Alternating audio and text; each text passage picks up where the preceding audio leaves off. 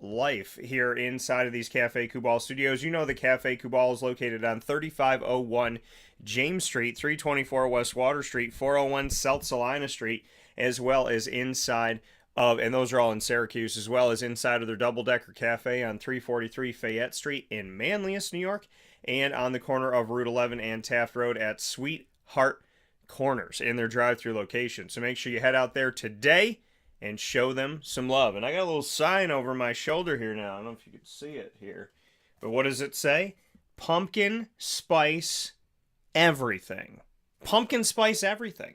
Pumpkin spice shakes, pumpkin spice pancakes, pumpkin spice pizza at this point. But pumpkin spice everything. And why is that up here in the studio right above our nice Witty Wicks candle here?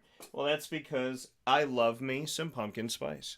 And they have it right now on site, on location, made there with their spices and their syrups at all of the Cafe Kubals. So make sure you head out there today and enjoy some pumpkin spice from Cafe Kubal. Great flavor, awesome people, led by Matt Goddard and the team.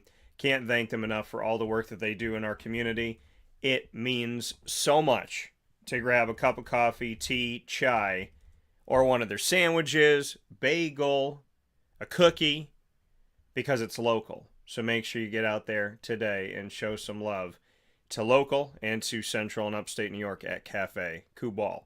With that being said, inside of this broadcast here on Wake Up Call with Dan Tortora, I'm very, very excited to have the guests that we're going to be having on the show today. And of course, before we tell you that, you are watching and listening to Wake Up Call with Dan Tortora on mixlr.com, facebook.com, and Wake Up Call, youtube.com, facebook.com, and mixlr.com, all / Wake Up Call DT, also on wakeupcalldt.com, and on facebook.com / live now DT. So however you're tuning into the show, thank you so much for hanging out with us where sports meets that thing called life. Always happy to have you here. Always happy to be having a great time with you in the morning. And it's just, I love being here. You know, I love doing what I love. I love getting up in the morning and coming to the studio and knowing that, you know, this is a place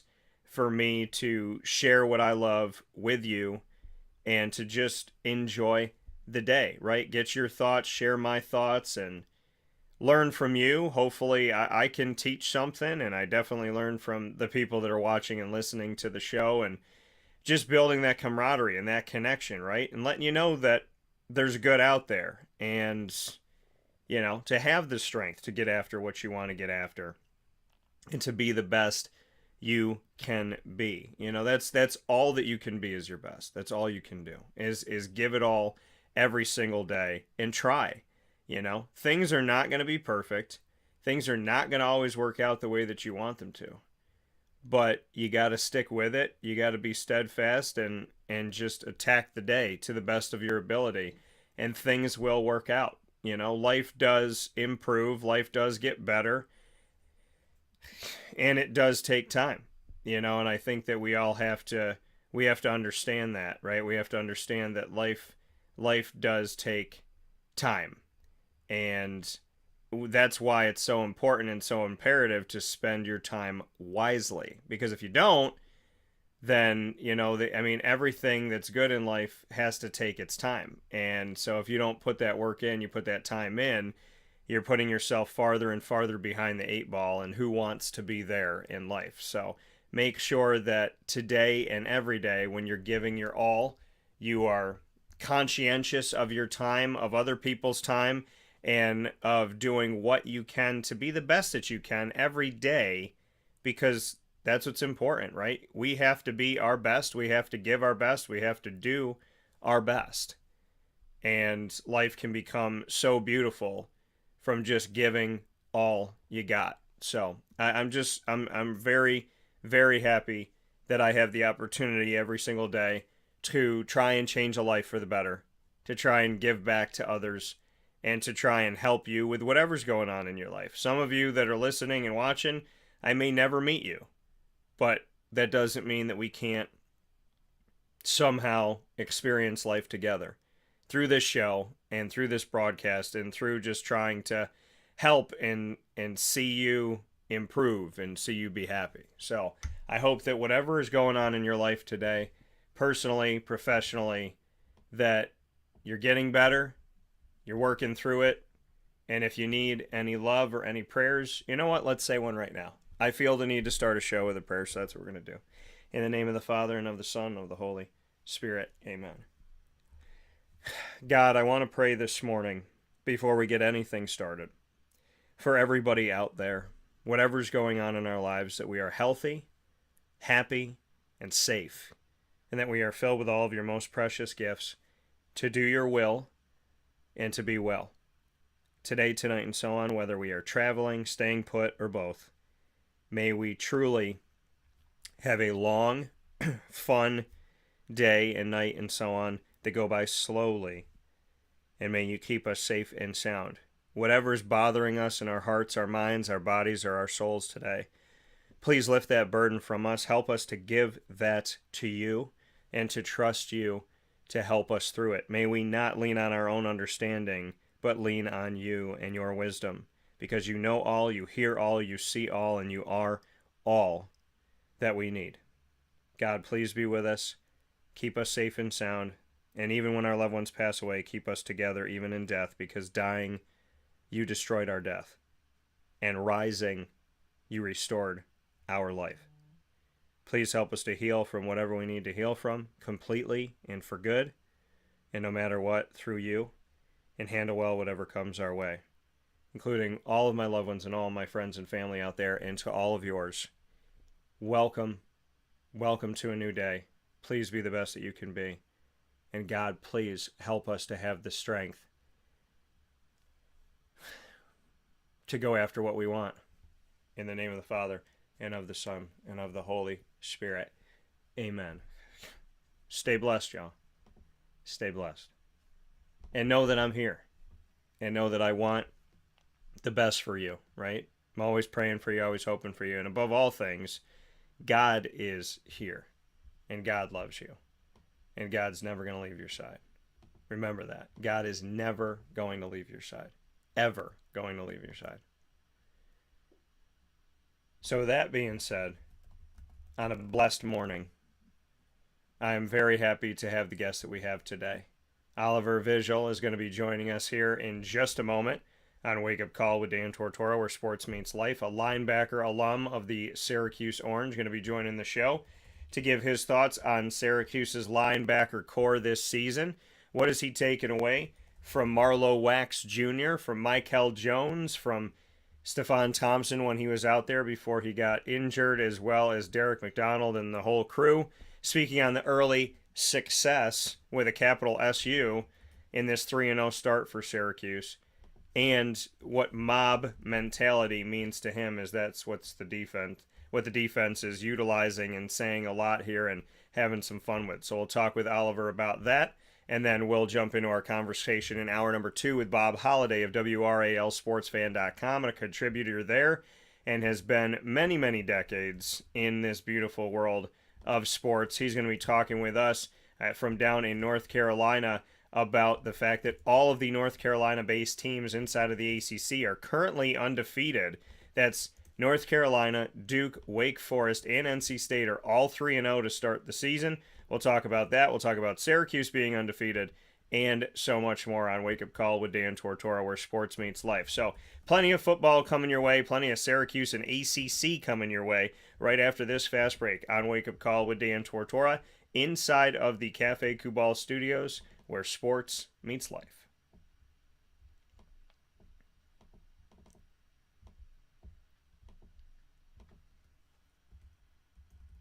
Carvel DeWitt, it's what happy tastes like. Do you know why? Because we make ice cream. Creamy, rich, flavorful ice cream. Not yogurt or iced milk like some of our competitors. Ice cream. Fresh, by hand, daily. For the calorie conscious, we have something new for you. Our new Carvelite. Same great flavor, creaminess, and texture of our regular ice cream with only 35 calories an ounce. So whether you want an ice cream cake, flying saucer, dasher, carvalanche, hard or soft ice cream, we will satisfy your craving with our fresh, handmade regular or new Carvelite ice cream. Carvel DeWitt. It's what happy tastes like.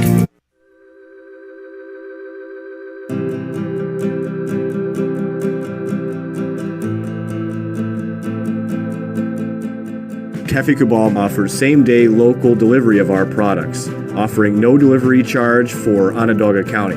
Shop cafekubal.com for fresh roasted coffee beans, cold brew, travel mugs, and all your essential Cafe Kubal needs. Cafe Kubal, coffee for the soul.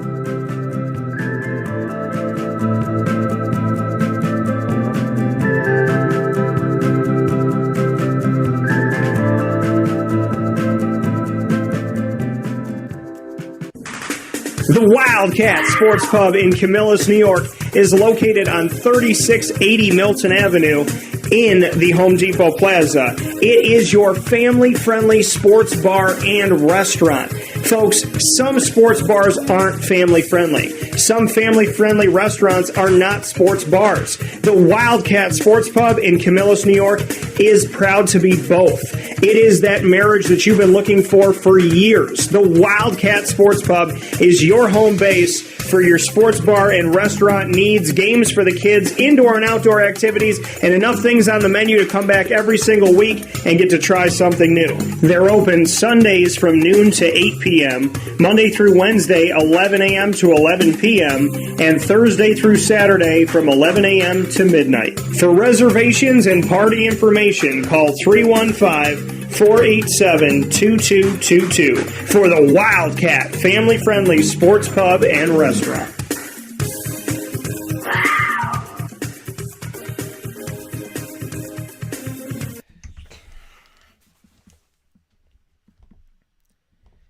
Welcome back here to Wake Up Call with Dan Tortora from inside of the Cafe Kubal studios, hanging out with you where sports meets that thing called life. Obviously, Cafe Kubal coming to you on 3501 James Street, 324 West Water Street, 401 South Salina Street, all in Syracuse, New York, and inside of their double-decker cafe that you'll find on 343 Fayette Street in Manlius, New York, and of course on the corner of Route 11 and Taft Road at Sweetheart Corners for their drive-through location. So however you get out to Cafe Kubal today, let them know that Wake Up Call sent you over their way, and go get some coffee done right, done locally, as well as their teas and their chais. You know I'm a pumpkin spice person, so we got to get over there and get the pumpkin spice. Always love getting that. Sometimes right on the way to the Dome, grab it and go, and definitely appreciate everything Cafe Kubal is doing for the community here in Central and Upstate New York.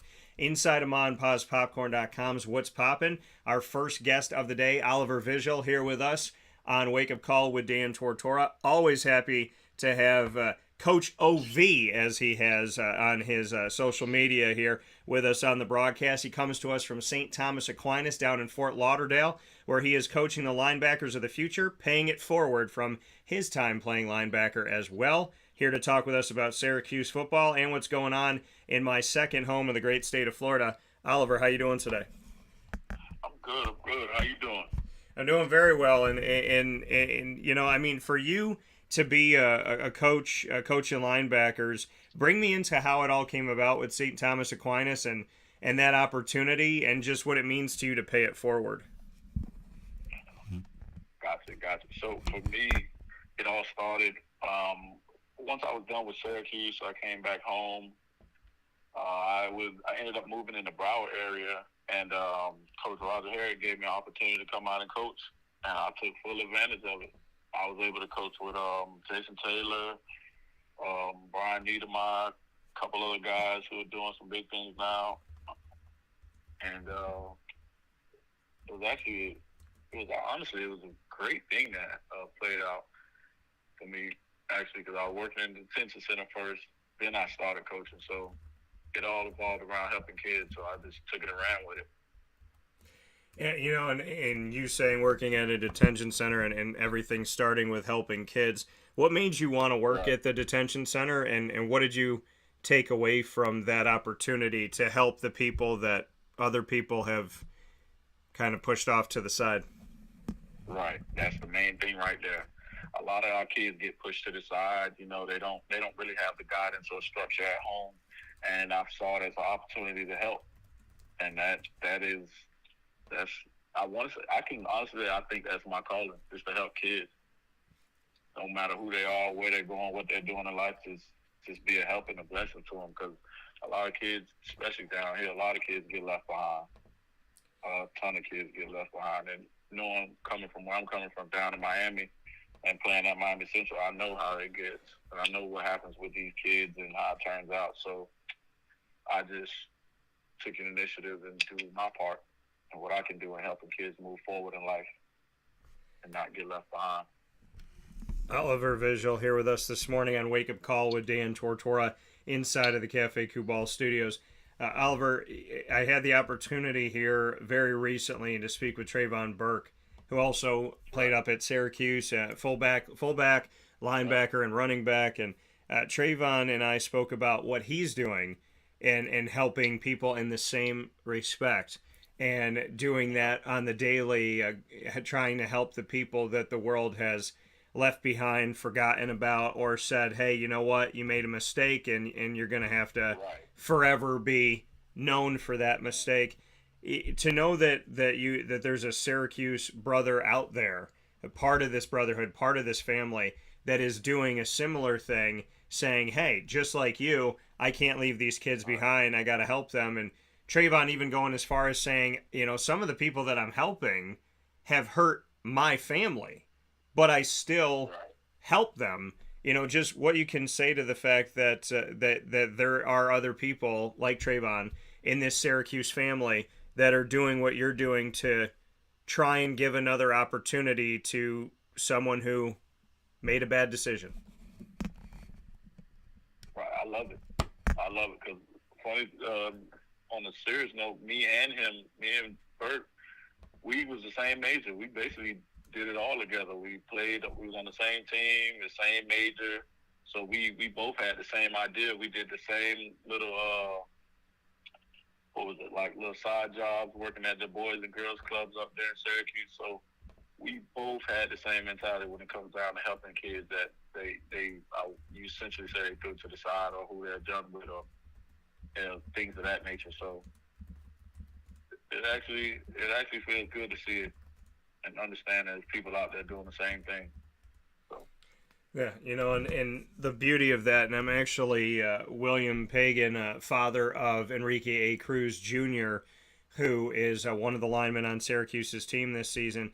He knows this all too well as well, and he just said, man, I feel Oliver on what he's saying, working in the jail changes your mindset. How would you describe how it changes your mindset? So you go from seeing it as, all right, man, maybe this kid is just bad, he just don't get it. And it makes you think, you're like, all right, it's not that this kid is bad because he want to do right. He just doesn't have the guidance. Like a lot of these kids don't really have that. They don't have that person in their life that guides them.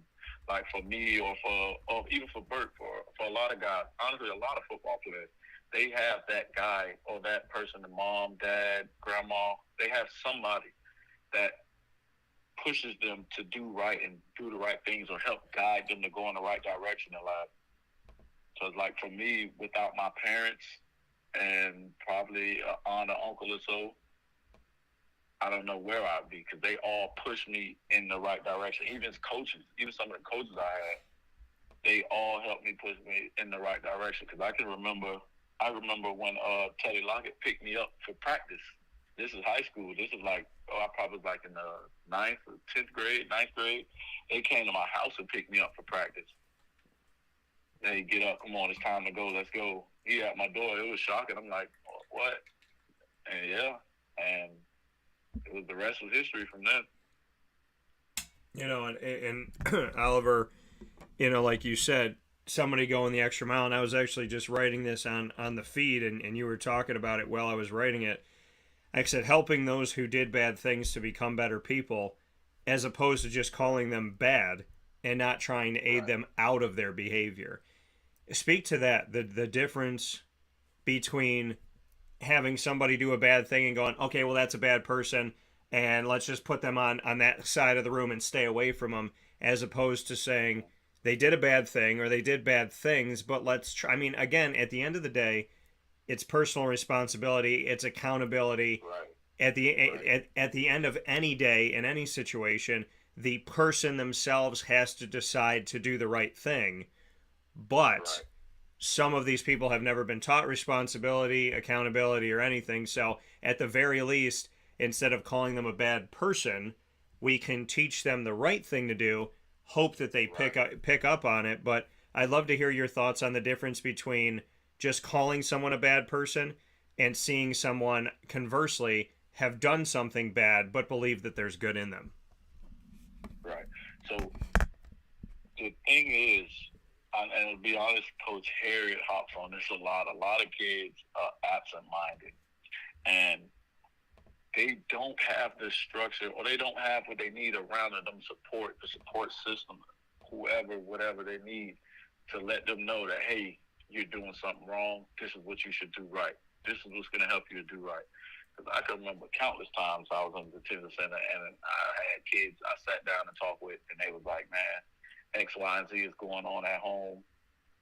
I know I did this, that, and the third, but that's all I know. That's all I can do. That's all I see. So it's not necessarily the kids are bad or they just don't have the guidance. They don't know.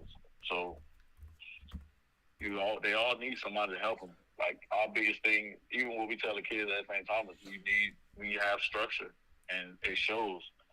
That's why they're one of the best programs in the country. They have structure. Without structure, it's chaos. And our whole thing, especially on defense, our whole thing is control chaos. So then that's where that structure come in. Everything's controlled. I love what you just said, speaking here with Oliver Vigille, linebacker alum of Syracuse and linebackers coach down at St. Thomas Aquinas in Fort Lauderdale, Florida.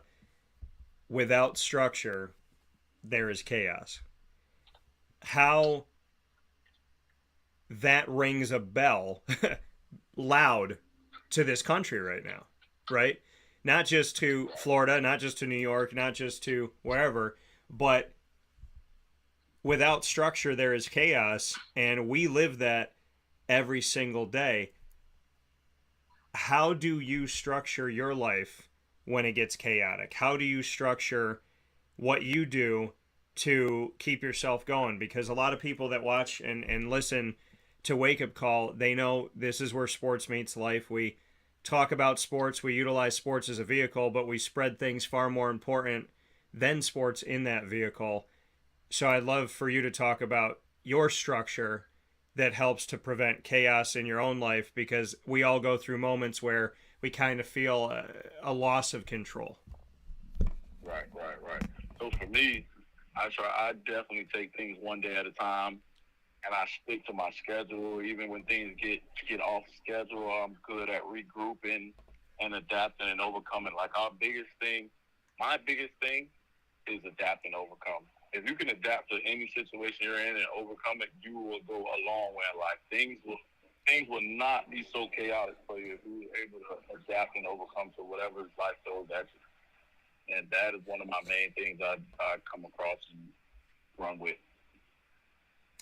Yeah, and that adaptability, right? I tell people all the time, if you can't ad lib, I've talked to people, I've dated people, I've been friends with people who tell me, everything's got to happen the way that I want it to, or I'm not going to do it. I remember one girl said, I'll be happy with a guy when he has every box checked off on my list. When God checks off all those boxes for me, then I'll know that that's the right person. I was like, you can't buy your man on Amazon.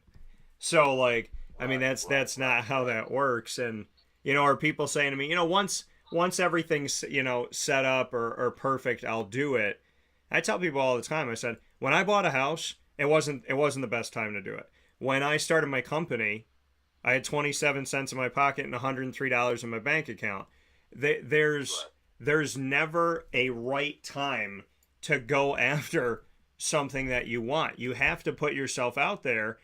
And I think so many people are afraid to fail that, people settle in relationships, people settle in their jobs, people settle where they live.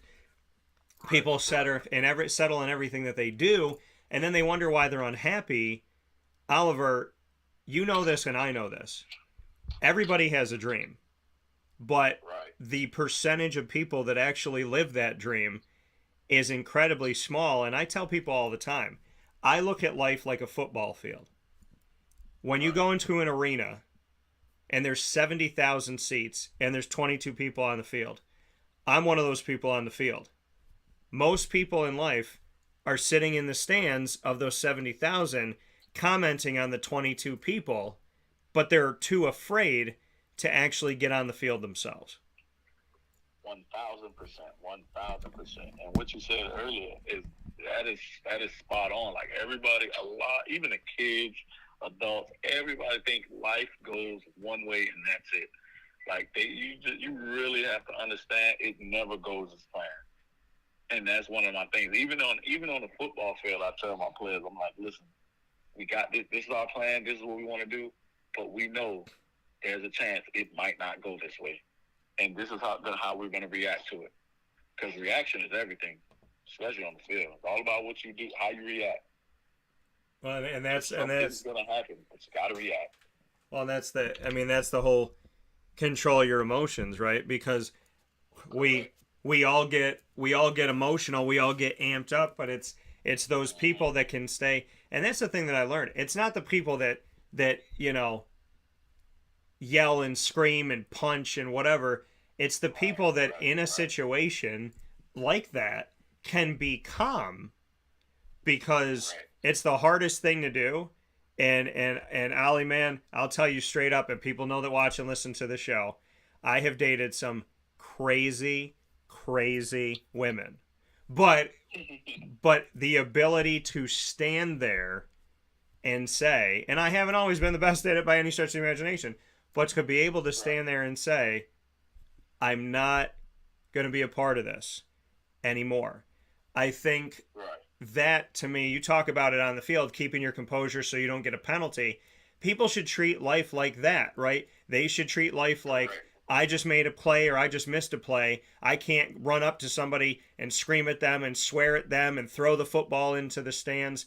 Keeping your composure helps you win the game. Keeping your composure helps you win life, in my opinion. Yes. Hey, listen, you're hitting it on the head, because that is it. Because like I said, it's always, the reaction thing is very huge, and it's always big on keeping your composure.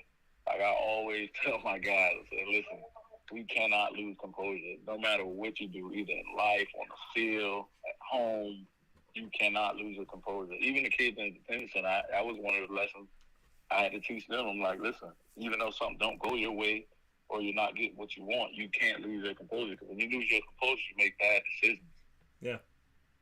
Yeah. And that's when things go haywire.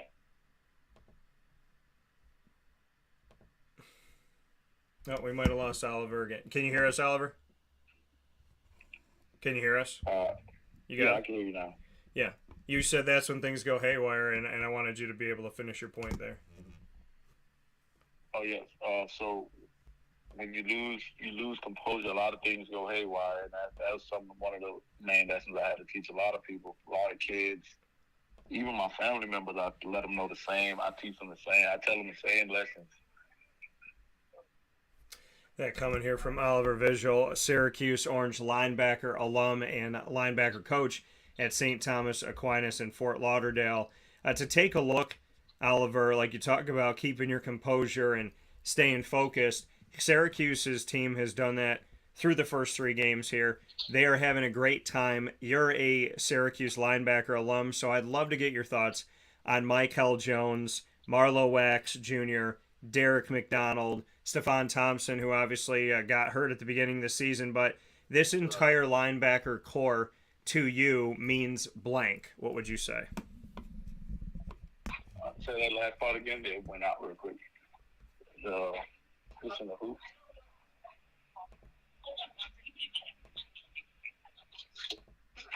Hello? Yeah, we're here.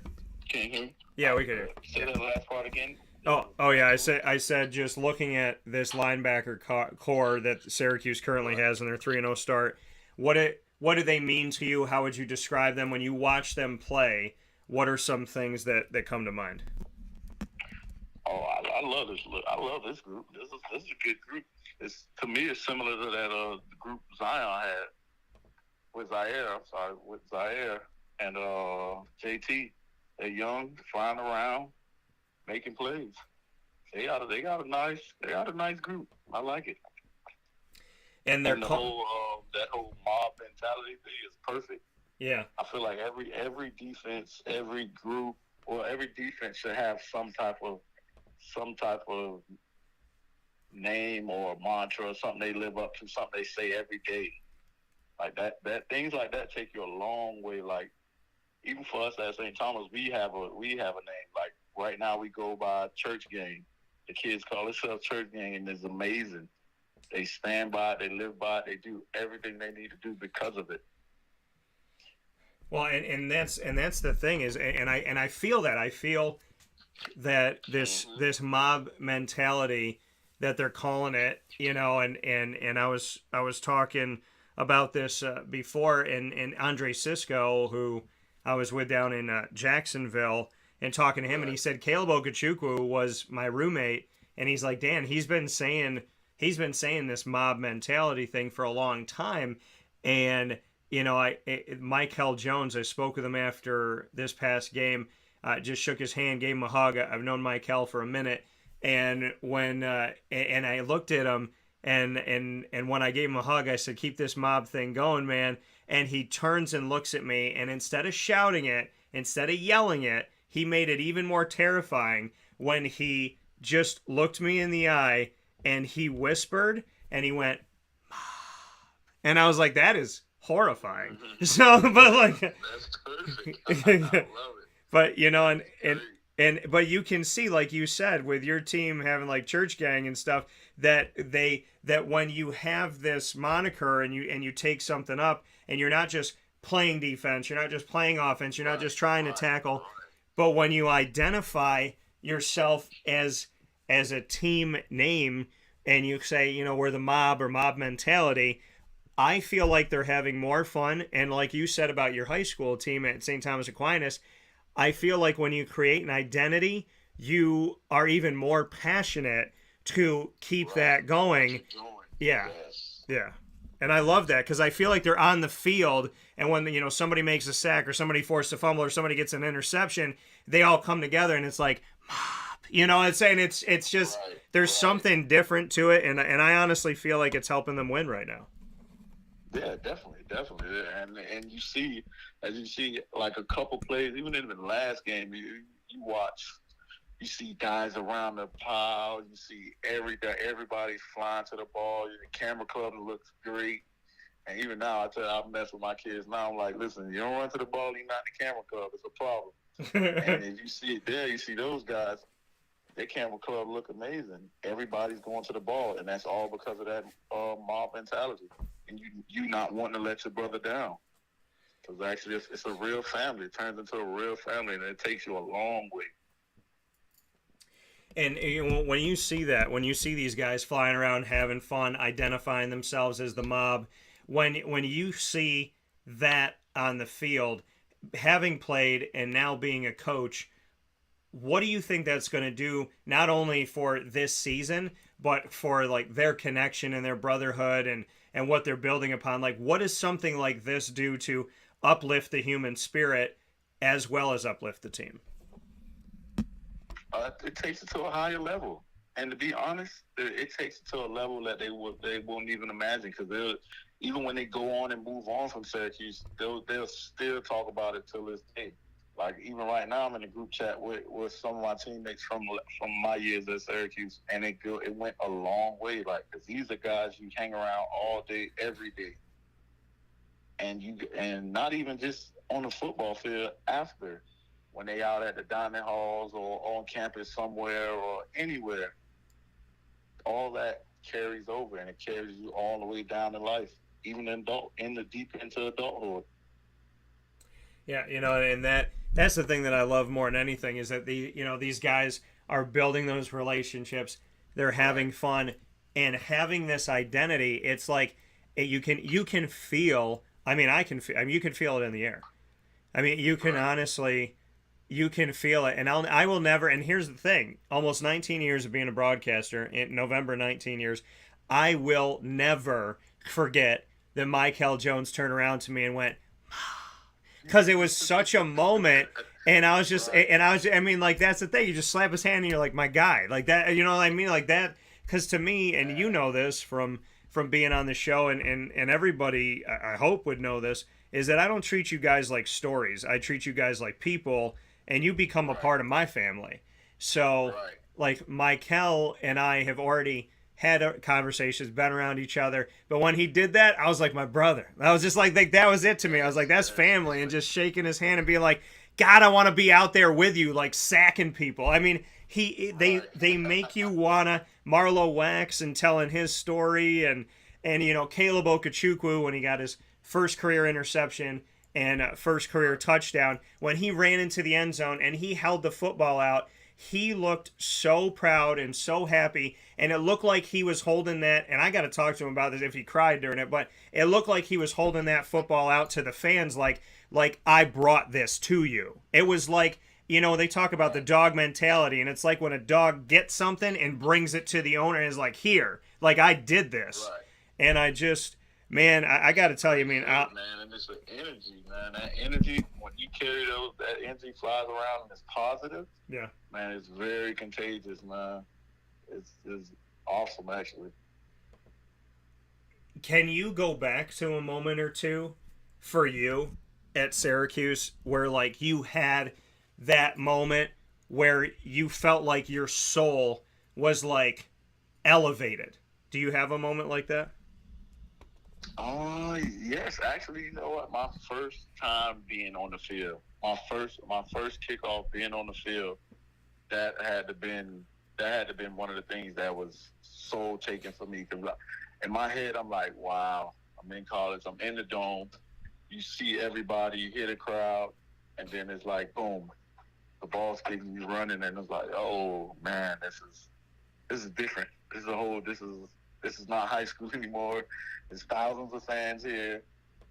Everybody's screaming.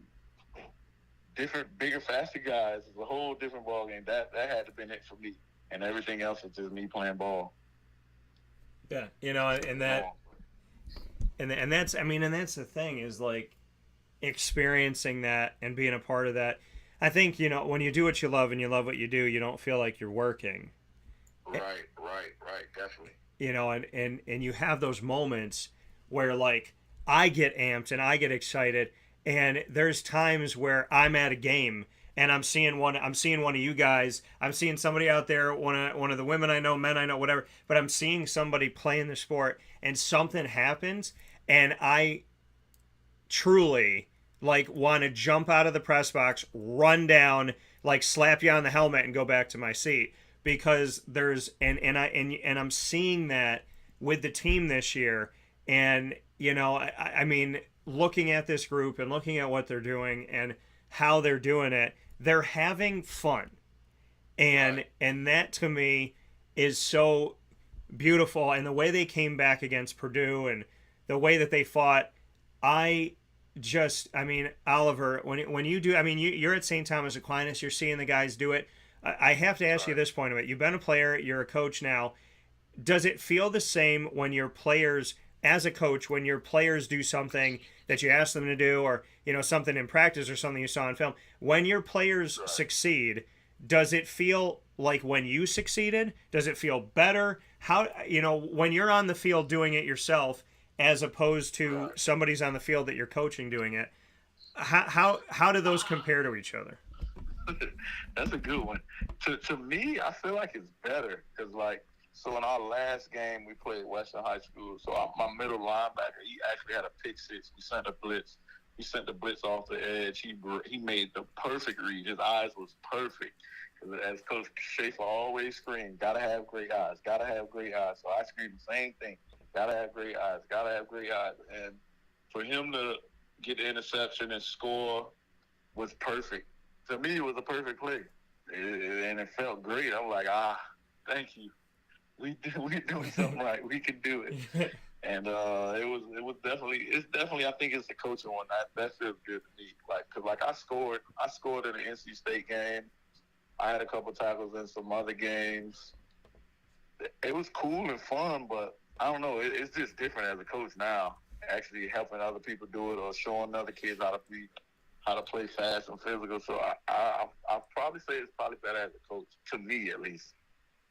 And you mentioned Coach Scott Schaefer. Good, Right. somebody that I've always had a great relationship with, and love his family, love him very much. What about Scott Schaefer? Like you said, he would always say, "Got to have great eyes, got to have great eyes," and you say that now, so you already are carrying his message forward. What does Scott Right. Schaefer mean to you? Because obviously he has to have a special place in your heart for him to affect your Oh, coaching so definitely, much. definitely. Honestly, all my coaches have a special place in my heart because I learned something from each and every one of them. Starting from Telly Lockett down to Miami, who's now at Marshall, Coach Luther Campbell, countless number of guys, Coach Lee, Coach Clark Lee. Coach Lee is the life coach for me, honestly. All the lessons he taught us and told us, those are life-changing things. And he's the one with the whole composure thing. Because he's where I get it from. So everybody, to me, honestly, everybody played a great role as far as coaching-wise and what I do and how I do it and all my messages and everything. So I can say everybody. I definitely have a great place with Coach Shea because he definitely came down. He came down, recruited me and Darrell and Richie came and got us, talked to us, and broke it down to us. Even in what it was, my senior year, me and him had a nice long meeting before I even committed to Syracuse. We had a nice talk. He came down and talked to me out in the office and whatnot. So that's my guy, man. And when he had that deep conversation with you before you committed, what do you remember him saying, and why did you commit to Syracuse? I don't know what he said. I think so. It was him, Coach Marone. It was down. It was down for one of the home visits, and I want to say it had something to do with school. That brought what it did. Yeah, it had to been something with school or something, and it put a bright smile on Mom's face. So that was a big deciding factor for her. Once she was happy and good with it, it was cool for me. Yeah, coming from And definitely on the physics, it was a different atmosphere. That was good. It was a real game changer coming from down sunny South Florida. So yeah, and there's a lot of people that have come from Florida gone to Syracuse. What made you make that move, knowing that you guys have paradise, you got beaches, you got Disney, Universal, right. Busch Gardens, all these things down there. What is it about Syracuse that was a game changer for you? For me, it was getting away from home and getting in a different environment. Like I tell even the kids that don't play sports that go here, I tell them, hey, y'all go apply to Syracuse. Go ahead, it's different. And it's just the atmosphere, and I want to say the city because I like the city of Syracuse. It's cool. The only problem with Syracuse is the weather. The snow get to beating you up and all that. That's probably the only downside. But everything else is great. Once you get past the snow and the cold weather, Syracuse is great. There you go. Nice PSA from Oliver Vigille here on Wake Up Call with Dan Tortora, where sports meets life. Oliver, before I let you go, a Syracuse Orange linebacker, alum, and St. Thomas Aquinas linebacker coach, what are your words to the Syracuse football team that has won their way through a quarter of their season? What are your words of advice to the team right now? Finish. That's it. Finish. You started something, you playing at a great level, continue to build, and finish. You gotta finish. Simple. Smart words coming from Oliver Vigille. And for your team, what can you tell us about St. Thomas Aquinas down in Fort Lauderdale? I know there's a long, good history of St. Thomas Aquinas. What can you say about the team now, and just your thoughts on where this team currently is at and where you're hoping to head at this point? So as everybody know, for us it's either win it all or nothing. So my guys will understand that we have to every day put our best foot forward and build and grind. And it's a real grind. And to be honest, a lot of looking from the outside in, a lot of people don't see the work that those guys put in and what we do with countless hours as coaches, as players. So a lot of people don't understand. They just think a lot of people think St. Thomas just roll their helmet out there and just play ball and they win. There's a lot of work that goes into this process and winning games and doing everything they do, playoffs, everything. So it's a lot. And right now, my team, I feel like we are in a good spot. We just keep getting better. That's the whole goal. Keep getting better, progress. We have to go forward. Even if you make a little mistake here, take a step back, we got to go forward. It's the only way you get better and win down the long road. Yeah, coming here from Oliver Vigille, Syracuse Orange linebacker alum and St. Thomas Aquinas linebackers coach. Cannot thank you enough, Oliver, for today's conversation and for everything that you've gotten to do. I know you spent some extra minutes here with us. I would love to have you back and would love to hopefully get to see you when I'm down in my second home of sunny Florida. But beyond everything, man, you inspired me today. You got me amped up. I'm ready to go out there like you did. We go back and first fumble of his career returned, like you mentioned, 29-yard touchdown in the fourth quarter at NC State on November 21st, which is a beautiful thing. And all the memories that you've created at Syracuse and in general, you got me fired up. You got me ready. And above all things, man, I just appreciate it. So I think there's only one word that I can say back to you as part of my family, and that would be so. Great. All right, man. Thanks for having me, man. Have a good one. All right, brother. Have a good day. I'll talk to you soon. All right, bye. Take care.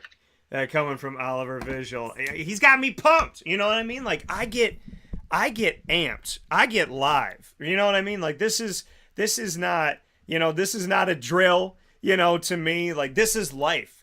I like when I'm around people that get me up for it, right? Get me excited, get me ready, get me energized. Those are the people that I like. People that got my ideas running. People that got my blood pumping in a good way. People that got my energy going.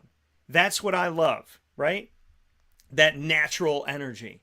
That, like, you, a few hours of sleep, tired, been running all over the place. People are like, how you do it? 48 hours. You're in Syracuse, you're in Florida, you're at Disney, you're at Jacksonville, you're here, you're there, you're everywhere. You're driving an hour and a half, you're driving 3 hours, you're getting on a plane, you're getting off a plane, you're getting on another plane.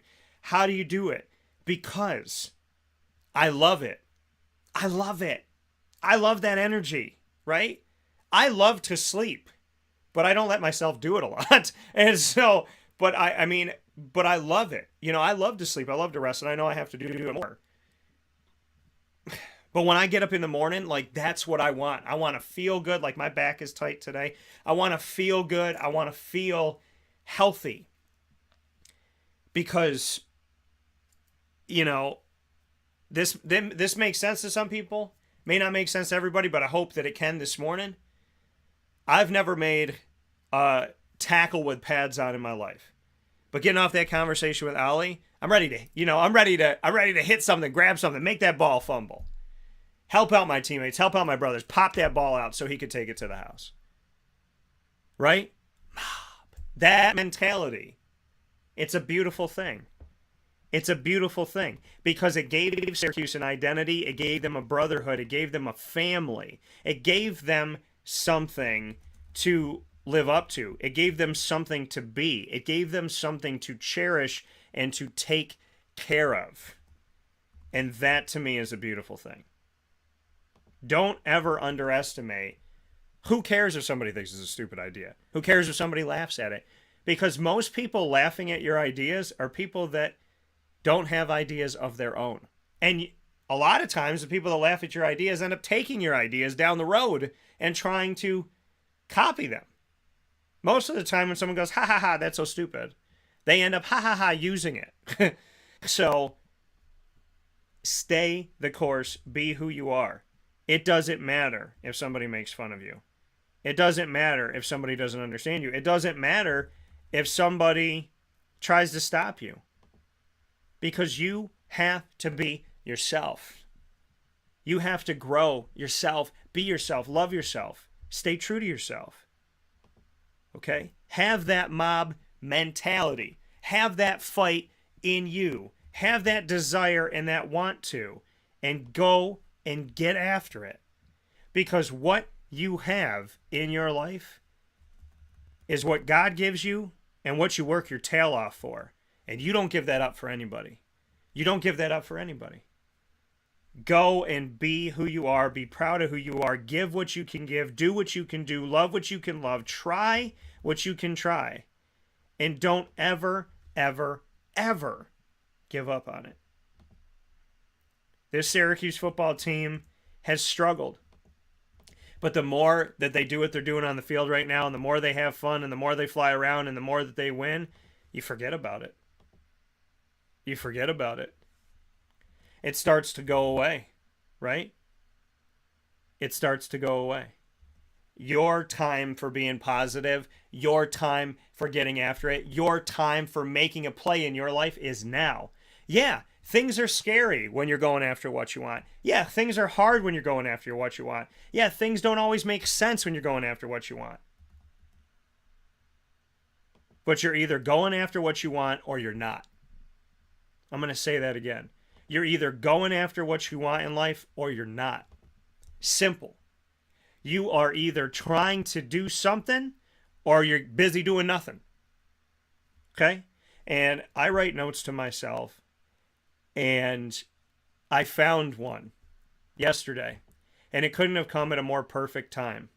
And that note to myself said, how you do something is how you do everything. How you do something is how you do everything. Well, what does that mean, Dan? It means that your habits are your life. Your habits are your life. How you do something is how you do everything. And that hit me some kind of way. Because I thought, well, there's some things that I do that I got to change because I don't want that to be how I do everything. And you learn. You have to be able to learn. You have to be able to look yourself in the face and learn from what you're doing, what you're saying, and who you're deciding to be. You have to take control of your life. Because if you don't take control of your life, somebody else will. Right? This team is strong. This team fights. This team has a desire. This team has a work ethic. This team has a want to. Nobody's taken anything from them because they are doing it. They're going after it. They're believing in themselves. This is why the team is strong. It doesn't mean they're perfect. It doesn't mean they don't have to fix something. It doesn't mean that they're without error. It means that they are going after it. It means that they want it. It means that they're trying. It means that they care. And I have all the respect in the world for a team that is willing to go after what they want and be the best that they can be. And anybody that's willing to go after what they want and be the best that they can be. Because that's what life is. The way you do something is the way you do everything. Right? If you're not going after something, you're doing a whole lot of nothing. It's hard to ask that girl out. It's hard to go after that job. It's hard to get up and start walking. Okay? It's hard sometimes just to get out of bed. Physically, mentally, emotionally, socially, spiritually. Sometimes it is hard to just get your butt out of bed. Everything in life that you do that means something is going to be hard. But I would rather my life be a whole lot of, oh my God, how am I going to do this? How am I going to get this? How am I going to succeed in this? Than to do nothing. I don't want my heart racing. I don't want my stomach upset. But when you go after what you want, when you ask that person out, when you go after that house, when you go after that job, when you go to make that play, you can't think twice. You have to do it. Because you will talk yourself out of everything in life. You will talk yourself out of everything in life. Or you'll do it. Right? You can't think twice about making a play on the field because then the play is gone. Then the play is gone. Right? You can't afford to say, well, You got to do it. You have to get after it. You have to desire it. You have to want it. You have to try. because you will talk yourself out of everything. And it's always harder in your brain, right? When I started walking and started taking care of myself, healthy body, healthy mind, healthy mind, healthy body. When I started doing that healthy mind, healthy body, healthy body, healthy mind, I was like, oh my God, it's going to be so far to walk. Oh my God, how do I walk all these miles? How do I do this? What if it's hot? What if my feet get tired? What if I just want to come home? And I started to exhaust myself. And then I walked and walked and walked and walked. And then I thought to myself, oh my God, I walked, God knows, I mean, I walked 5 miles, then 5 miles, then, 10 miles. And it was normal to me. How am I supposed to go all this way on my feet? Don't I need a car? Don't I need a skateboard? Don't I need a bike? No. You need your 2 daggone feet to go do it. That's all you need. And if you're in a wheelchair, then you wheel it.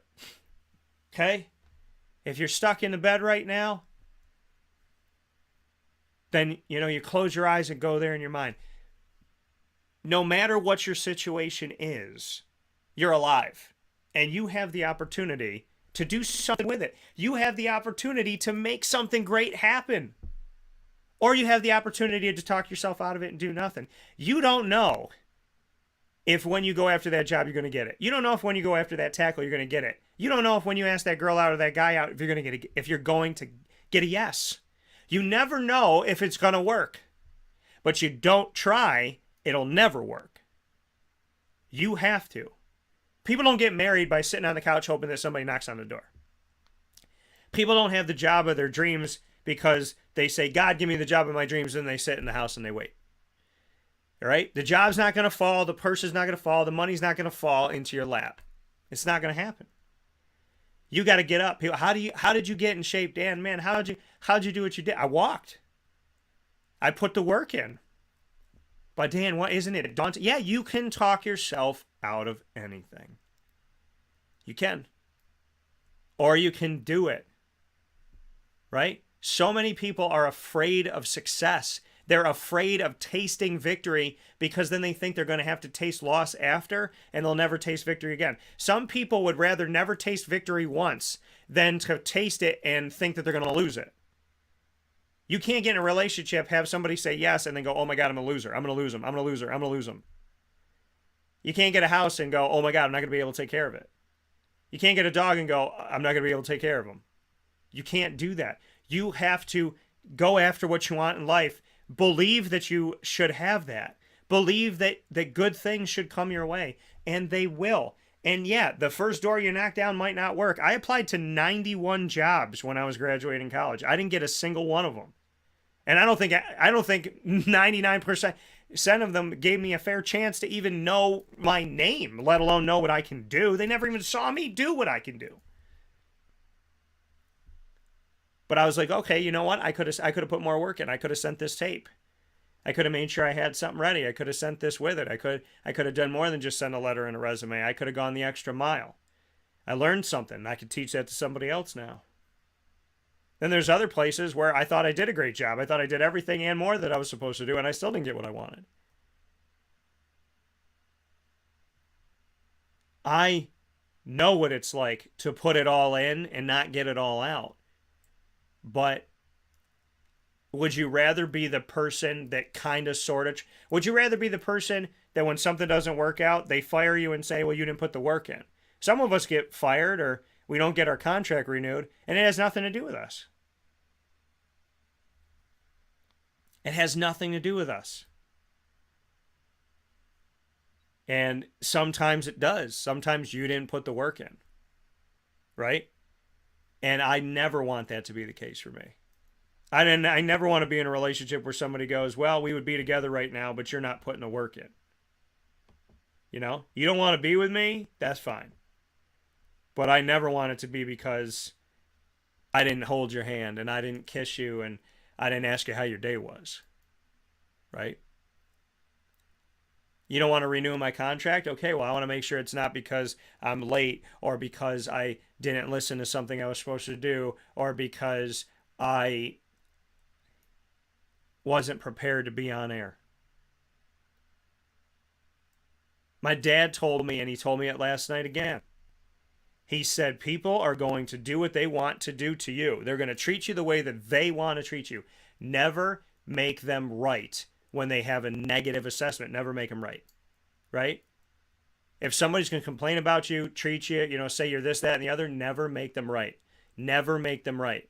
You can be on time. You can listen. You can work hard. Never make these people right. They're going to say whatever they want to say, but don't ever make them right. And what did my dad mean by that? He means people are going to say negative things, but don't let that negativity be truth. Right? Where they say something negative about you and you're like, oh, well, that's spot on. I do that all the time. You got to be willing to be who you are. And you got to be willing to fight. And I don't mean with your fists. I mean you have to be willing to fight for what you want in life, because you're never going to get it. You can't be afraid to ask them out. You can't be afraid to go after that job. You can't be afraid to travel across country and try to be an actress, right? Or an actor. If you want to do something in your life that you would regret not doing, then do it. Then do it. Respectfully, confidently, faithfully, do it. We'll take a step aside for a fast break on Wake Up Call with Dan Tortora, where sports meets that thing called life. When we come back here, we will be getting ready for Bob Holliday to come on to the show, and he'll be joining us to talk more on Syracuse football as well as the overall ACC right after this on Wake Up Call with Dan Tortora, where sports truly meets that thing called life, from inside of the Cafe Kubal studios.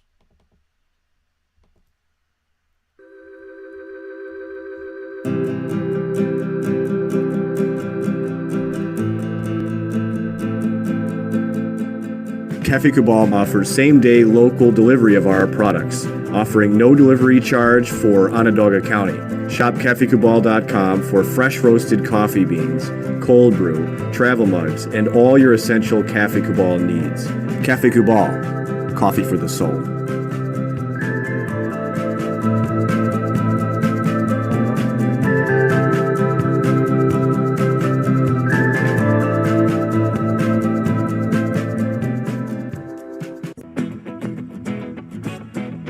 This is Amy from Mother's Cupboard, home of the whole frittata. We are open daily 6 a.m. to 1:30 p.m. For takeout orders, call 315-432-0942 and tune in to Wake Up Call with Dan Tortora for our monthly food challenge, and try our Wake Up Call signature menu item, available 7 days a week. Here at Mother's Cupboard, we are Central New York, and it's our honor to serve you. Ma and Pa's Kettle Corn and Popcorn Factory remind us that every day is worth celebrating. Find them at 201 Old 7th North Street in Liverpool, New York. Open Monday through Saturday in-store and all the time online at maandpaspopcorn.com. Serving our Central New York community and beyond, you can order all throughout the country at maandpaspopcorn.com. And remember to get your tins, which have in-store half-price refills forever. Ma and Pa's Kettle Corn and Popcorn Factory, available to you for fundraising and all of your events by calling 315-450-6272. That's 315-450-6272. Ma and Pa's Kettle Corn and Popcorn Factory. How corny are you?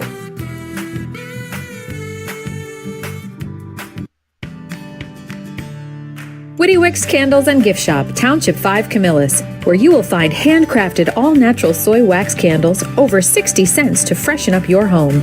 We carry a wide range of locally made items, Salsa Cuse, Syracuse Salt, and Chocolate Pizza Company, to name a few. Let our knowledgeable staff help choose unique gifts and keepsakes for any occasion.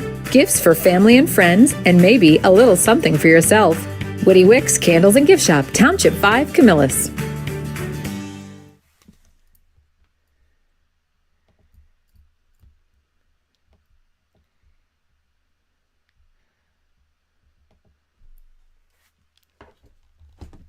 This is a special message from Merritt Brady, owner-operator of Chick-fil-A Watertown on 1290 Arsenal Street in Watertown, New York. Chick-fil-A for me has always been about the people. I think it starts with the strength and leadership of the Cathy family. It's just amazing to see a family-run business reach the altitude that they have.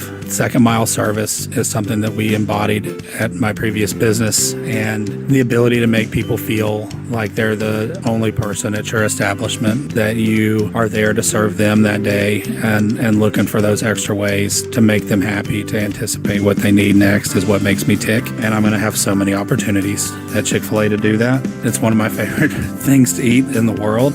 My favorite application question or interview question when I'm interviewing is when I get to, have you ever eaten at Chick-fil-A? And a smile hits both their ears. You know, they can't even answer the question for a second. And when I see that, it's like, man, that's going to be a great hire. They already get it. They already feel it. They already know that we're different. The Chick-fil-A experience, it's a real thing. And then, of course, just our generosity and community involvement and making a positive impact in the lives of our team members, our guests, and the community in general, I think is really the secret sauce. Chick-fil-A Watertown on 1290 Arsenal Street in Watertown, New York.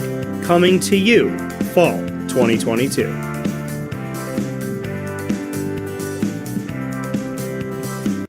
Welcome back here to Wake Up Call with Dan Tortora from inside of the Cafe Kubal studios, hanging out with you where sports truly meets that thing called life, and always happy to be here with you every Monday through Friday from 9 a.m. to 11 a.m. Eastern Time. Cafe Kubal, located on 3501 James Street, 324 West Water Street, 401 South Salina Street, all in Syracuse, New York, and of course on 343 Fayette Street in Manlius, New York, and on the corner of Route 11 and Taft Road at Sweetheart Corners in North Syracuse for their drive-through location. Inside of MonPawsPopcorn.com is what's poppin'. Our next guest here on the broadcast and to carry us through hour number 2 is Bob Holliday, coming to us from WRALSportsFan.com in the North Carolina area. And we have a lot to discuss today, which includes the fact that all of the teams based in the great state of North Carolina are currently undefeated. Duke, North Carolina, NC State, and Wake Forest are all 3-0. Syracuse is 3-0 as well, and this conference is having themselves a nice start to the 2022 season. So with that being said, let's bring in the man of the hour, Mr. Bob Holliday. Bob, how you doing today? Dan, I'm doing great, and you're right about the Big Four. This has never happened before. The Big Four has never collectively been undefeated longer than 1 week, I think. Anyway, it made history when everybody was 2-0. So never happened before. And yes, great start for the league. The Orange undefeated, looking good. Clemson, of course, the other Orange, undefeated and looking good, at least on defense. And then Florida State, owner of arguably the league's most important win, beating LSU opening. So 7 undefeated teams. This hasn't happened in this late in the season to have 7 undefeated teams. This hasn't happened since 2014. The ACC is 28-6 against FBS and 5-5 against the Power 5. You remember the problem that the ACC encountered last year was that it just had a disastrous start in the Power 5 matchups and was perceived to be weak. I don't think it was actually as weak as the perception, but the league was really never able to overcome that in terms of getting into the playoffs. And so this year, the 5-5 start is very respectable. And this weekend is so important because there are 3 more big Power 5 games. Virginia Tech against West Virginia. And, of course, Pitt already has a Power 5 win over West Virginia. Hokies are struggling to move the ball and score on offense, but, man, their defense is good.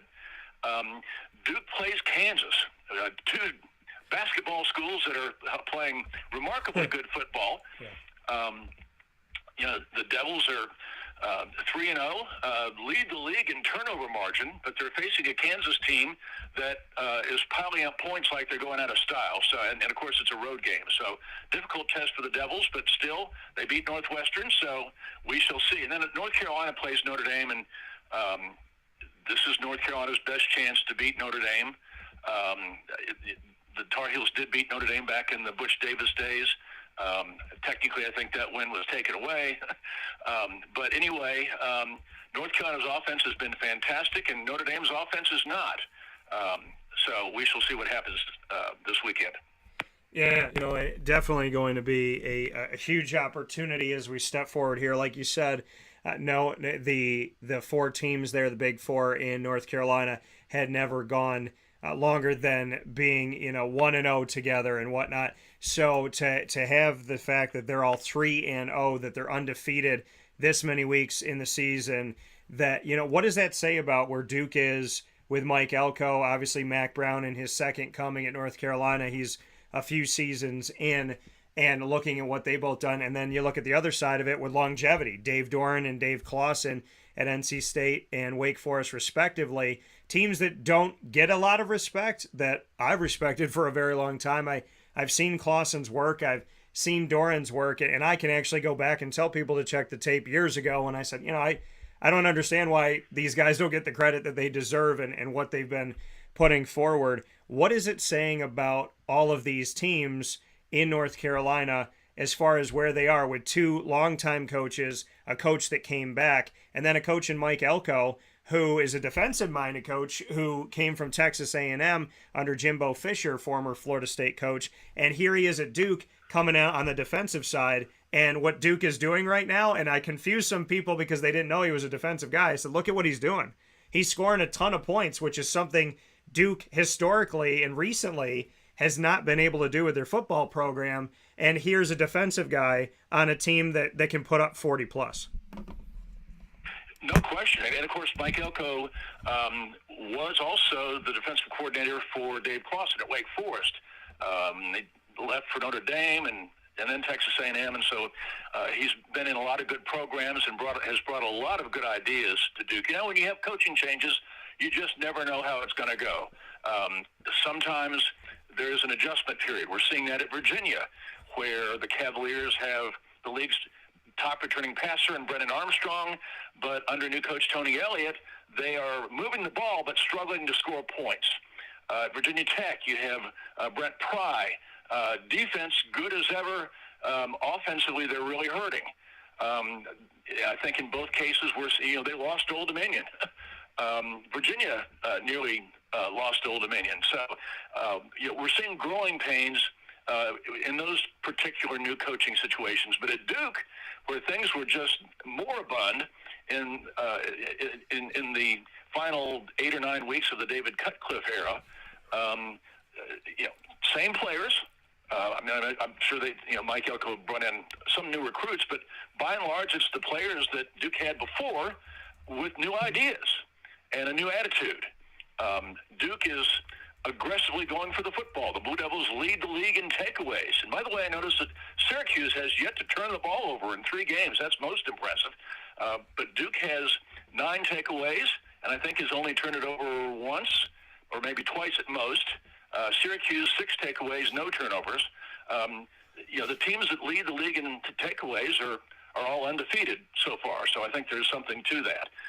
But anyway, Mike Elko made Riley Leonard his quarterback, and then the number 2 candidate for the job, Jordan Moore, was converted to wide receiver. So he's still on the field. Duke's running the ball. They're throwing the ball. Nice mix. Very, very impressed with what Duke has done thus far, and I'm eager to see how they match up with Kansas, which, blasted a good Houston team that until recently was ranked. Kansas just ran them off the field, so we shall see what happens in Lawrence on Saturday. Yeah, and speaking here with Bob Holliday, WRALSportsFan.com contributor, talking all things ACC. You brought up Riley Leonard. He's a guy who, in his recruitment, it came down to Duke or Syracuse, and it wasn't basketball. And so it was a very interesting thing here. And I spoke with Riley and have spent some good time with him on his recruiting trail, and always keeping an eye on that and keeping an ear to the ground to hear how he's doing. Wanted to see him get out there and succeed along with all the guys, and Riley has a special place in my heart. So I know you being so close to all those schools in the North Carolina area and having that triangle there, what can you say about what you've seen from watching Riley Leonard closely? He's 48 of 66 so far. He has over 700 yards passing through 3 games, 72.7% completion percentage, 5 touchdowns to 2 picks. so far. Duke's offensive line's kept him upright. He's only been sacked twice in 3 games. So Riley Leonard-wise, what are you seeing from him at quarterback? Because this is a long time coming that I was hoping he'd get under center, and now you've had the opportunity to see him go. Well, let me say it this way. I think Drake May is having a phenomenal year. He has made a better start than Sam Howell, may actually wind up being better than Sam Howell. He reads defenses so quickly and delivers the ball so quickly. And he's very accurate. He's only thrown 1 interception. That said, Riley Leonard's completion percentage is better than Drake May's. And as I've just said, I've been phenomenally impressed with Drake, and Riley's more accurate. So I think that says it all right there.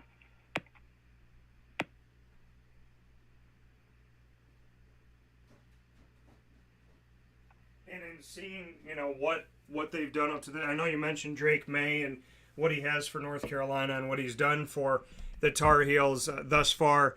What is it about Drake May's play on the field that stands out to you, from watching quarterbacks over such a long period of time and being a part of this, sports broadcasting world and journalism world, Bob? What do you see from Drake May that you think are maybe the intangibles and then maybe some of those tangible things?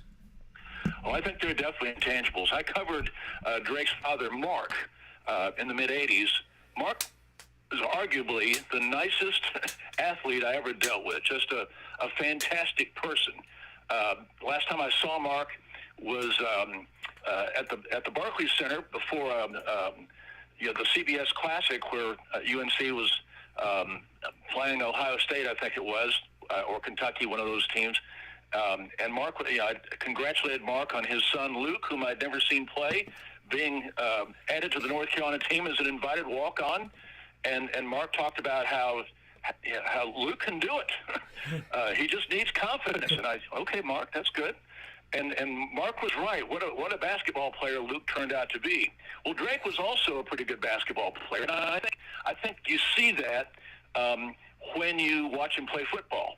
He very quickly sizes up the defense and gets the ball to a playmaker, as he did on the basketball court. He reads the defense faster than Sam Howell did. He doesn't have quite the arm strength. But, Sam's issue, and Sam was a fantastic talent. I think he'll be quarterbacking, the Washington Commanders someday, maybe soon. But Sam held the ball too long. He was always looking for the downfield play, took sacks he didn't need to take, and in general, was a little bit slow to get rid of the ball. Drake is just the opposite. I mean, he sees something and it's out of his hands. And it's going to be fascinating to see how he performs against the Notre Dame defense. North Carolina's seen Georgia State's defense was really impressive, underrated. Even though the Panthers have yet to win a game, they're very they stunt and blitz, confuse quarterbacks, and they're underrated. Notre Dame, though, it packs a defense that North Carolina has not even come close to seeing. The Irish are dominant in their front seven. They put pressure on quarterback without having to blitz. So they have lots and lots of people in coverage. And it's going to be interesting to see how Drake performs against a very, maybe America's best front seven. Does he still make the quick reads, get his checkdowns, throw the ball downfield enough? We shall see. It's going to be interesting. And conversely, how is North Carolina's embattled defense? North Carolina fans wanted to fire Gene Chizik at halftime of the Georgia State game. I mean, I think it's going to take time, but we're seeing some progress. And I think North Carolina has an opportunity here to play a good game defensively. They better or they won't win. But Notre Dame has really struggled on the offensive side of the ball. The Irish have gone to Drew Pine, their backup quarterback. NBC is always very protective of Notre Dame, but last week Drew had such a bad start. They showed offensive coordinator Tommy Rees yelling at him on the headset. He fumbled deep in Notre Dame territory. I think he threw a pick. Notre Dame had success offensively when they went old school and just used their great offensive line and ran between the tackles. And when they did that, they gradually took control of the game, but they still, I don't think they had 300 yards of total offense against Cal, and they only won 24-17. So I think North Carolina's strength is its ability to stop the run. It's a relative strength because I think they're 13th in defense against the run, but they're better at that than they are against the pass. This is an opportunity for the North Carolina defense to show some improvement, and that will have to happen if North Carolina is to get this victory. And I think, the elephant in the room is what becomes of Notre Dame going forward. I think the new playoff, at least the discussion of the new playoff format, kind of leaves Notre Dame in a delicate place.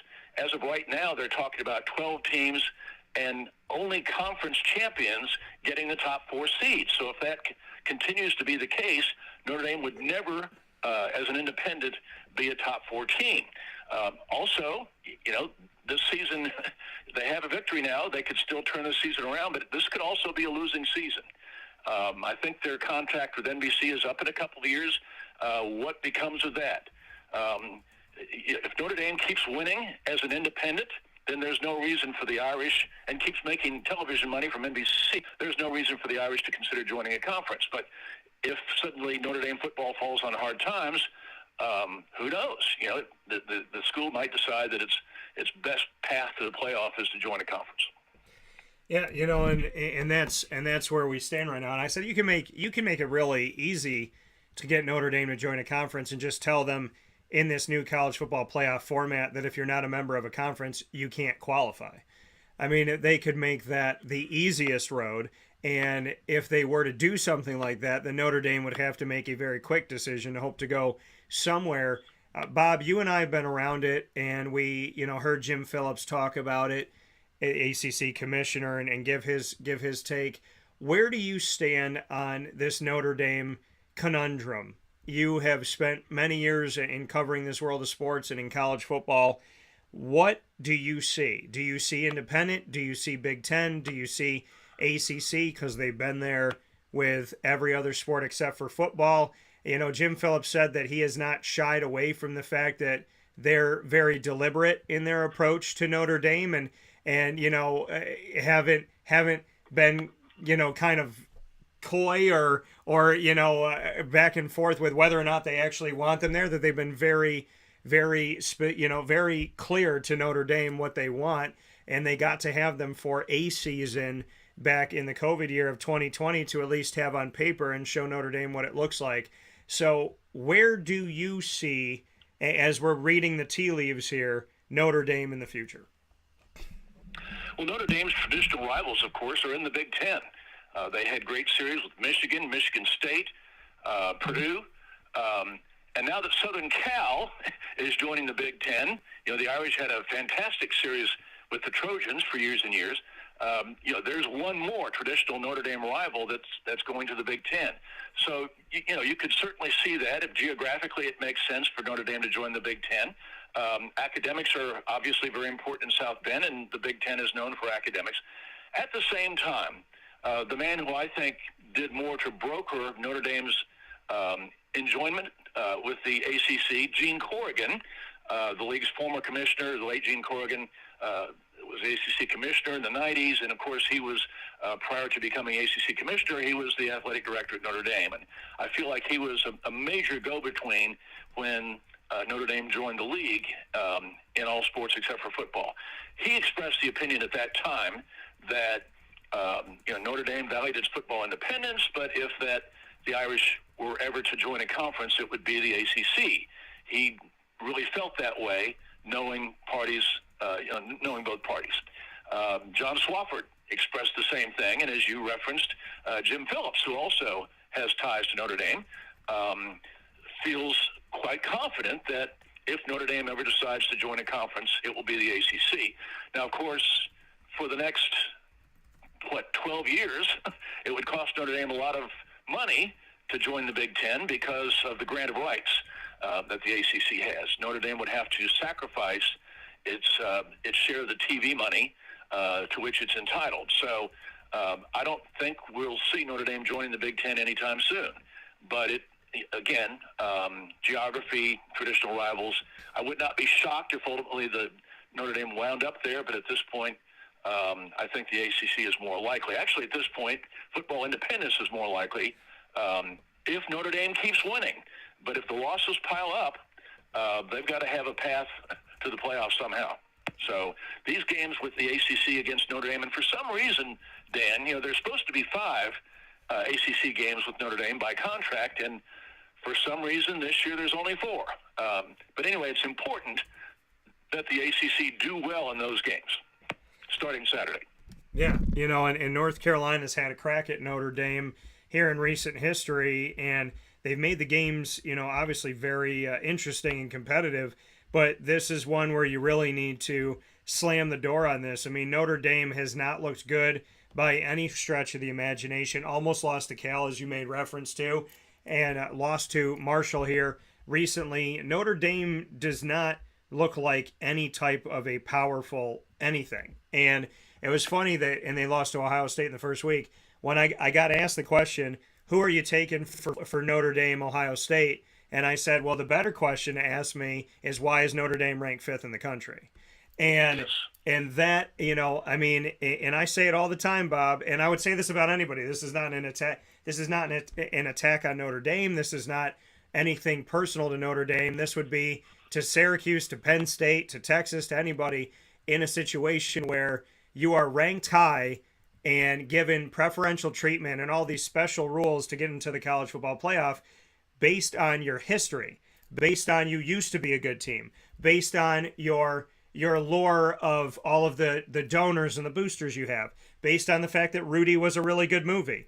There's nothing that Notre Dame has done in recent history to regard them as a top team. And in the 2 times they made the college football playoff, I said, okay, well, I'm going to watch them get embarrassed. And it is exactly what happened. And even last year, I thought that this was the most egregious foul that I've ever heard in my life. I was in between flights. I was coming back from Cincinnati after they won the American Athletic Championship game over Houston, and I wanted to be there with Cincinnati because I had been fighting for Cincinnati to make the college football playoff, and I wanted to see them win, and I wanted to see the right thing happen. I knew the committee was going to put them 4 out of 4, but standing there in between flights at, I think I was at LaGuardia at the time. Was I at LaGuardia or JFK? No, I was at LaGuardia.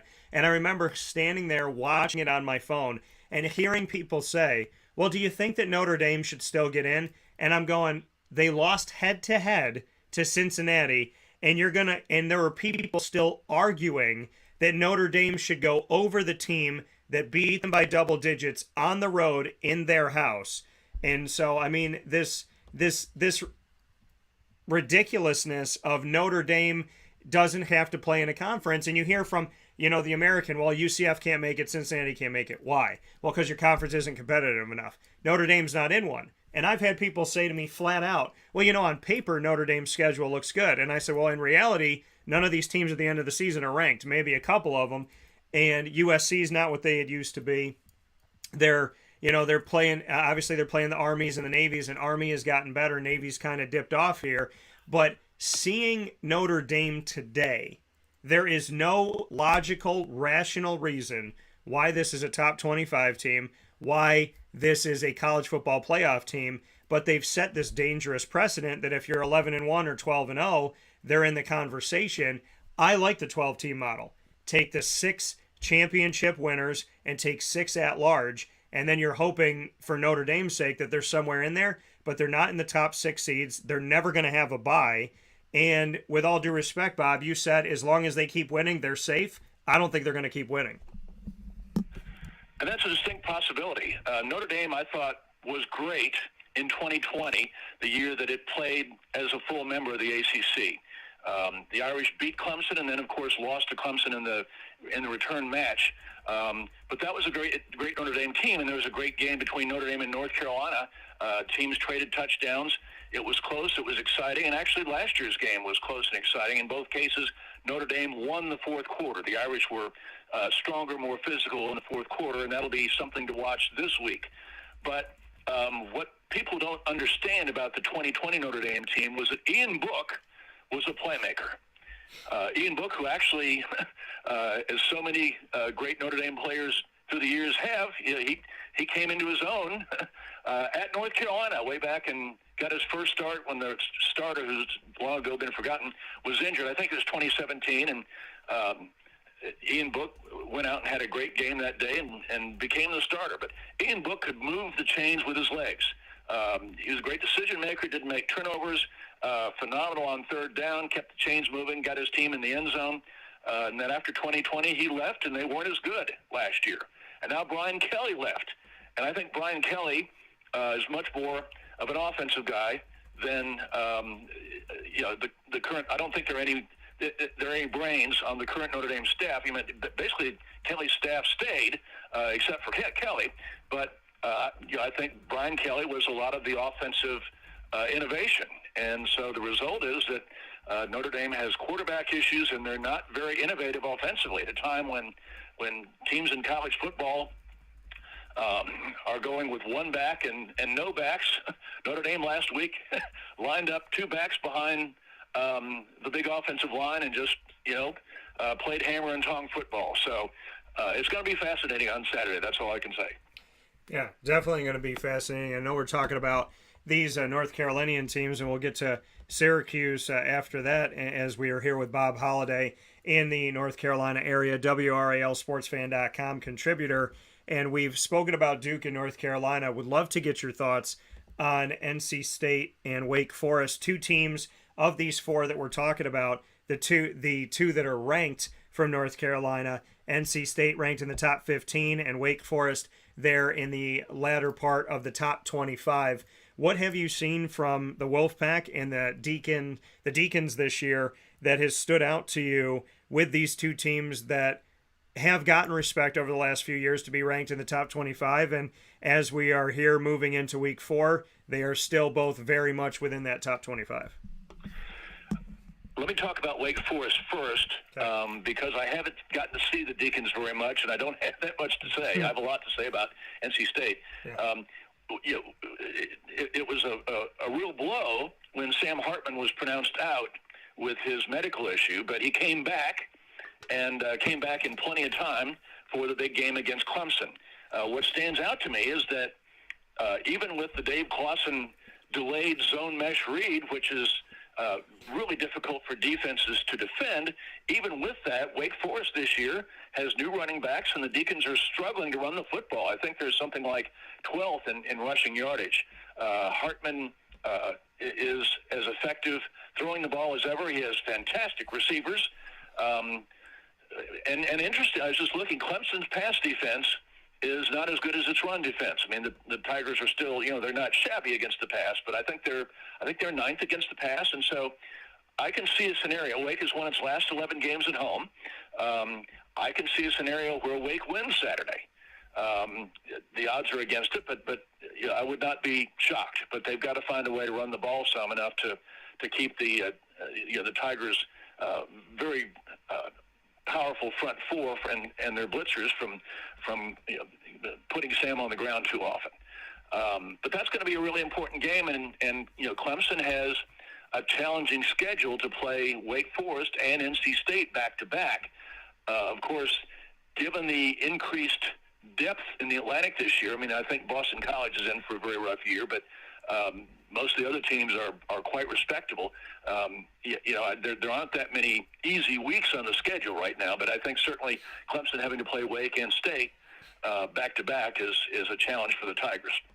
As far as NC State, I write about this in my column this week. The Wolfpack defense is fantastic. It's every bit that we thought it would be. Now that Peyton Wilson is back and playing injury-free, NC State has the best linebacker core in America. I know Syracuse has excellent linebackers, but Peyton Wilson, Drake Thomas, and Isaiah Moore, for me, they're the best. And it was a defensive clinic last week against Texas Tech. The air raid offense had scored a big victory against Houston the week before, 33-30. This team was averaging more than 500 yards, and until the final drives in the fourth quarter, the Red Raiders had fewer than 200 yards. They only had two big drives where they were able to get their stuff together. So NC State's defense is immense. Offensively, though, NC State is running the ball a little bit better. They've discovered a new back, Demi Sumo Kongbe, one of the best new names in the league.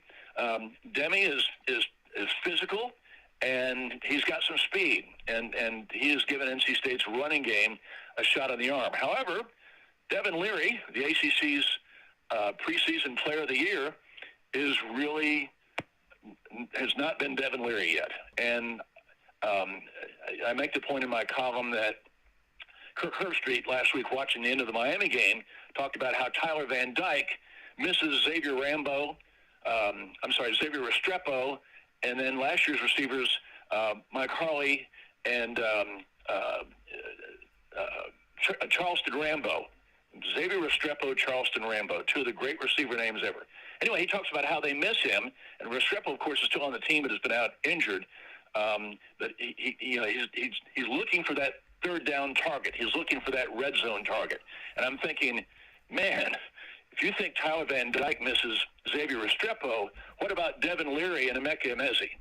Emeka Emezi was one of the great receivers ever at NC State. He caught balls downfield. He caught balls on third down. He caught difficult over-the-shoulder balls. Leary would throw him passes that only he could catch. It was just a matter of could he get the ball and get 1 foot in bounds. And when Emezi was making all those receptions last year, Thayer Thomas caught 51 balls, and he caught and longer passes. Devin Carter caught 31 passes, averaging 18 yards a pass. Well, now without Emezi, defenses are really doubling down on the returning receivers.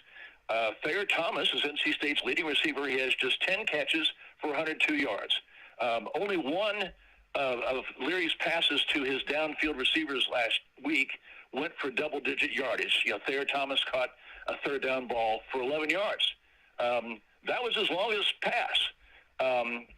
And Devin Carter didn't even catch a pass last week. And so I think it's almost a crisis for NC State's receivers. They've got to start getting separation. They play Connecticut this week. This should be an easy win for them and a good chance to get used to getting separation. But then they play Clemson at Death Valley, and if they can't get open for a few nanoseconds to allow Leary to deliver the ball, NC State will not win that game. I don't put this on Devin Leary. He's still the same quarterback, but he's got to have targets to throw the ball to. It's noteworthy that NC State's longest pass and only touchdown pass was thrown by Thayer Thomas, who passed to Demi Sumo Kongbe, a 38-yard play. So, NC State really needs to work on its passing game. Keep the running game going. That's important, but they've got to get some receivers open. Yeah, and I appreciate obviously taking a look at NC State and Wake Forest here with Bob Holliday, WRALSportsFan.com, contributor here on Wake Up Call with Dan Tortora inside of the Cafe Kubal studios. And Clemson, like you said, for the next couple weeks here, has to go up against Wake Forest and NC State, the two teams in that division and the two teams overall in the ACC that I think have the best shot of going into the season, the best shot of getting a win over Clemson. And so Wake Forest will be at home in Winston-Salem this Saturday, September 24th at noon Eastern time on ABC. And then we'll see on Saturday, October 1st, the following week, we will see the NC State Wolfpack on the road in Death Valley, like you said, and that time is still to be determined. Who do you think has the better shot of taking down Clemson, Wake Forest or NC State? And from what you've seen of Clemson, what are your positives and areas of work right now? Yeah, Clemson is running the ball better. Will Shipley, whose parents went to NC State, a North Carolinian, is coming into his own as a runner. But I think the big issue for Clemson is that the Tigers have always run an offense where the that's zone read based, where the quarterback has to be a runner. and has to understand the subtleties of the zone read. And that's just not DJU. He's getting a little better at it, but he's a drop-back quarterback in an offense that relies on the zone read. And I think that's the big issue for Clemson, has been, since he took over. When he filled in a couple of years ago, because of the injury, he wowed everybody with his arm and had 300 yards passing, I think, in the 2 games in which he played. But teams have adjusted to him now, and I think he's got to get better at making decisions with the ball. The RPOs, Clemson's can be very dangerous with RPOs, but if the quarterback doesn't have the feeling for the RPO, then the Tiger offense is a lot less dangerous, and then they're relying on their defense, which, Clemson's defense is good enough to win all by itself almost, but I think, the Tigers are not really, to my mind, a top 5 team until they can get that issue settled. And, of course, they do have another quarterback that some people think should be playing more. We'll see how that plays out, but as of right now, DJU is the guy.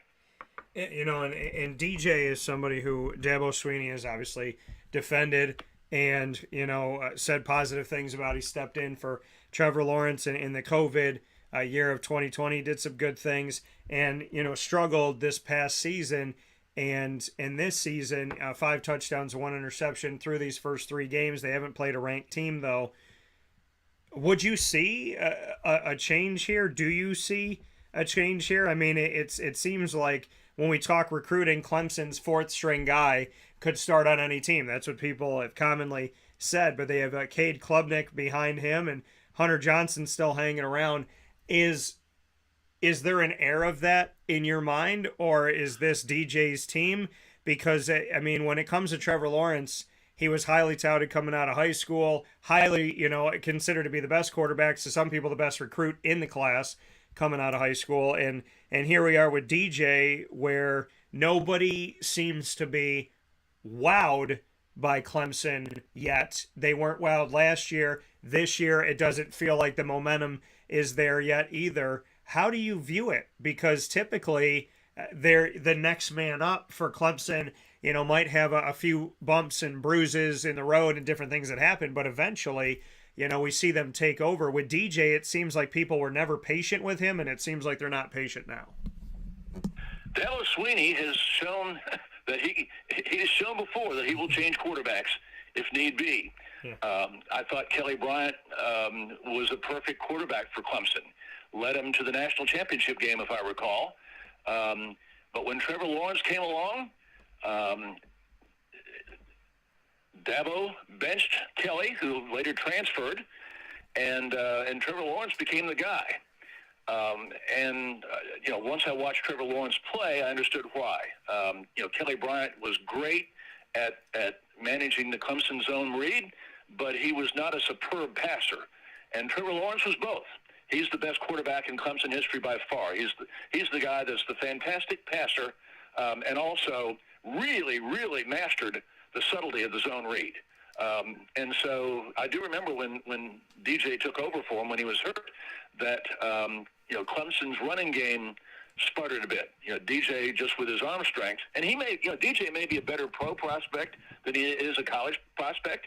He's a great drop back quarterback, but that's just not Clemson's offense. So Dabo has shown the willingness to change quarterbacks before to make his team better, and I would not be shocked if he goes that route if Clemson loses. As long as the Tigers are winning and making progress, I think he'll stay with DJ. But hold the phone. Let's see how they do these next 2 weeks. And from one orange to another orange here at Bob Holliday for a couple more minutes here on Wake Up Call with Dan Tortora inside of the Cafe Kubal studios. The Syracuse Orange, I know that you watched that Purdue game. I said going into the game that I thought it would be a field goal differential, a heart stopper, and Syracuse would win. Being inside of the dome, it was a field goal differential. I'm confident my heart stopped at least twice. And at the same time, Syracuse came out with a victory. What have you seen from the Orange, who are also 3-0. We talk about the undefeated Clemson, the undefeated North Carolinian teams, and now we look at the fact that Syracuse is 3-0 as well as they step forward here in their upcoming game and a Friday night lights game up against Virginia. What have you seen from Syracuse, and what's your take? And Bob, I know you talked about NC State's linebackers. I know we got to talk to them at ACC kickoff. I'm gonna keep that conversation going with you about who the best linebacker core is with Michael Jones and Derek McDonald, as well as Marlowe Wax Jr. here, and the mob mentality in Syracuse. But what have you seen from the Syracuse Orange up to this point? Well, I told my friends at NC State Saturday night that they were going to have a very difficult game at Syracuse. NC State, after Clemson, is home against Florida State. It's home, where NC State is usually great, but Florida State is obviously much improved this year. And then, on the road in the Dome, I think that's going to be a very, very difficult game for NC State. So impressed with Syracuse last week. As I mentioned earlier, they haven't turned the ball over yet. 3 games, no turnovers. Purdue's passing attack was unbelievable. Yeah. I'm forgetting the big guy's name, but 6'6". Aiden O'Connell, 400 over 400 yards. McConnell. Anyway, not super mobile, but mobile enough. Yeah. For a while, I thought he wasn't going to miss a pass. Syracuse puts pressure on the quarterback. They play great pass coverage, and yet he's completing every pass. They could not get off the field. I noticed that Syracuse is down in the rankings a bit as far as third down conversions go, and that last week's game is a big reason why. So very, very impressed with Purdue. I think Garrett Schrader, I think, is great runner. I think he's a little bit streaky as a passer. His completion percentage is good, 64%, I think, but I just have the perception that sometimes he's a little bit erratic. But he gets hot, and he got hot at the right time to bring Syracuse back in the game. I did think that Syracuse had a 10-point lead and quickly lost that. I was surprised at how quickly the game. I really thought Syracuse was in good shape, and I thought, all right, I can now relax. ACC has a Power 5 win over the Big Ten. This is great. But Purdue just doubled down and moved the ball and scored.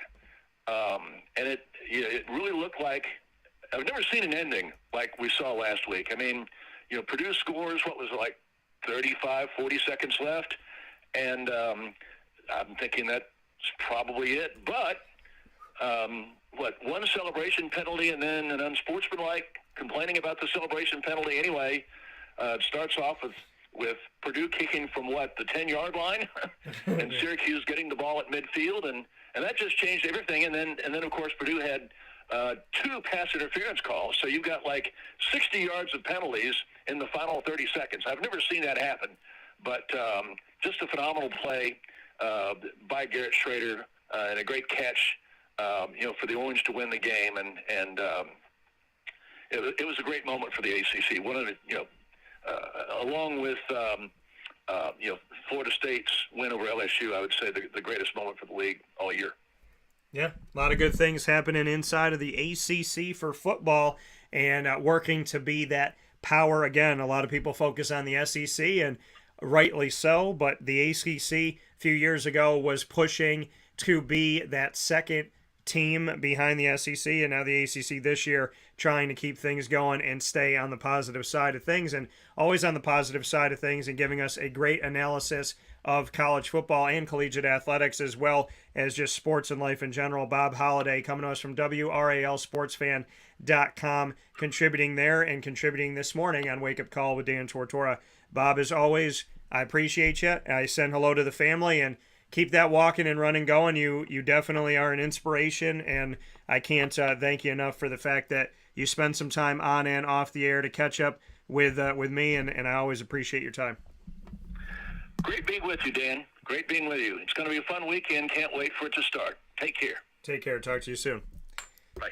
See you. That coming from Bob Holliday on Wake Up Call with Dan Tortora here on wakeupcalldt.com, your one-stop sports shop, mixlr.com/wakeupcalldt, and as well as on youtube.com/wakeupcalldt, and on Facebook facebook.com/wakeupcalldt. So appreciate you connecting with the show and being with us. We're going to take a quick step aside for a fast break. When we spin back around here on Wake Up Call with Dan Tortora, we'll get you set for this Friday right after this inside of the Cafe Kubal studios.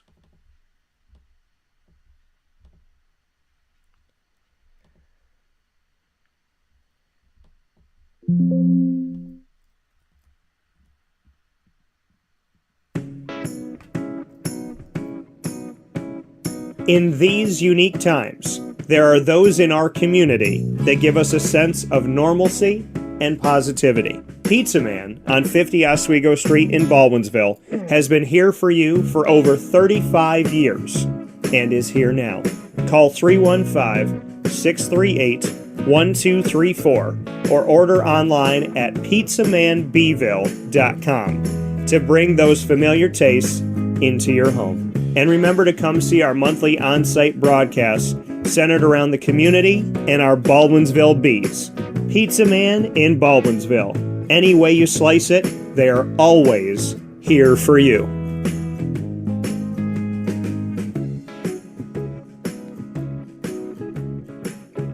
This is Jimmer Sikowski, owner-operator of Chick-fil-A Cicero, 7916 Brewerton Road in Cicero, right in front of the Home Depot. I had a deep feeling that God wanted me to do something bigger with my life and to help people, help others. I kept putting Chick-fil-A in my life, and I realized as I was going through the franchise selection process that positively impacting the lives of others was really core to what we do here at Chick-fil-A. First of all, it starts with the food. The food is brought in fresh daily. We bring in local produce.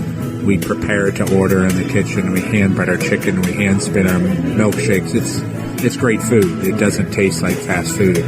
I think the second thing is the way people feel when they come in a Chick-fil-A restaurant. It's different. We try to treat people with intentional kindness here, which is very different and deeper than good customer service. And so I think it feels remarkable for most people to come in a Chick-fil-A restaurant. And then lastly, the impact that we try to have in the community is very different. It's a big part of the expectation of every operator of a Chick-fil-A restaurant is that they're actively engaged in their community, they're a leader in the community, and they're making a difference. When they realize that what we're striving to do is to shine a little light in their life, that's a very, very different experience than you will have in any other quick service restaurant. And it's that remarkable experience that I think people will emotionally connect with. I'm George Townsend of Honda City with some good advice when buying a new car. The true cost of owning a new car is determined by the appraised value when you trade it. No vehicle appraises higher than a Honda. Next, look for low APRs and deep discounts. You also want low maintenance costs and great fuel economy. That's why my advice to you is to buy a new Honda. Looking pre-owned, visit our Honda Certified Used Car Center. Honda City, 7140 Henry Clay Boulevard, Liverpool, or HondaCity-CNY.com. It would be a pity if you don't shop at Honda City. Our corporate purpose at Chick-fil-A is to glorify God by being faithful stewards of all that's entrusted to us and to positively influence all those who come in contact with Chick-fil-A. And what became increasingly clear from our success in Cicero is that people love Chick-fil-A. And also I think we recognized that, we had a great opportunity to grow the brand and grow our platform. I felt incredibly grateful when I was selected to be a Chick-fil-A operator. I think what it's meant for me, what I've come to realize on a very deep level is that this is a calling for me. It's not a career. It's not a job. The Lord called me to be a Chick-fil-A operator and to use these restaurants to glorify Him and to positively influence other people. I'm blessed. I'm very blessed. Head to Chick-fil-A Clay on 3974 State Route 31 in Liverpool, New York.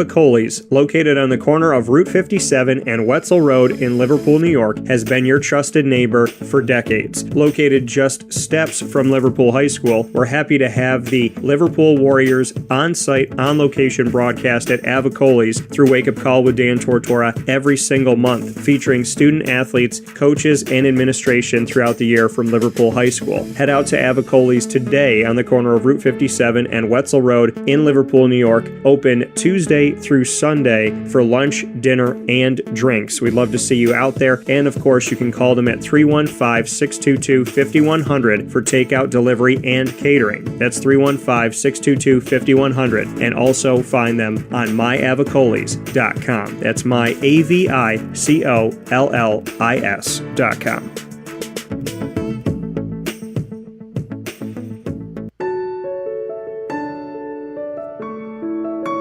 Having peace of mind when you're out of town that your furry-loving friend is safe and sound means taking them to Canine Campground, because we all know that when it comes to the love of our pets, it goes well beyond the call of duty to make sure they're safe and sound. Right, Lily?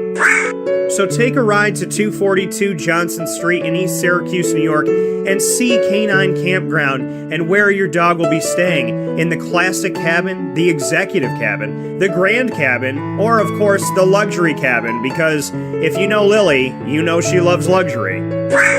Now you don't have to wait to the last minute to find a family member or a friend that'll take your dog for a few days. Call Canine Campground at 315-299-4013. That's 315-299-4013. Their drop-off and pickup times are Monday through Sunday. Check K9campground.com for more information. That's the letter K, the number 9, and campground spelled with a K.com. K9campground.com. When you're going out of town, bring your dog to Canine Campground.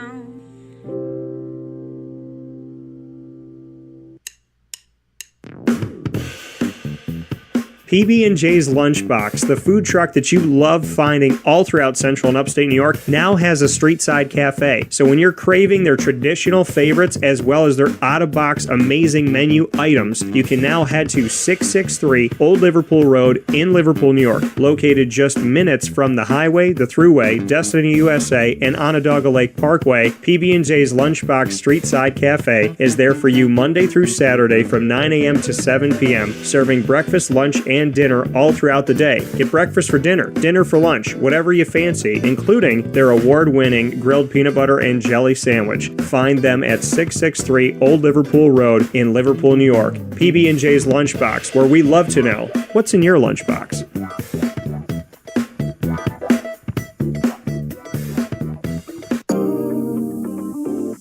As a patient, what do we want?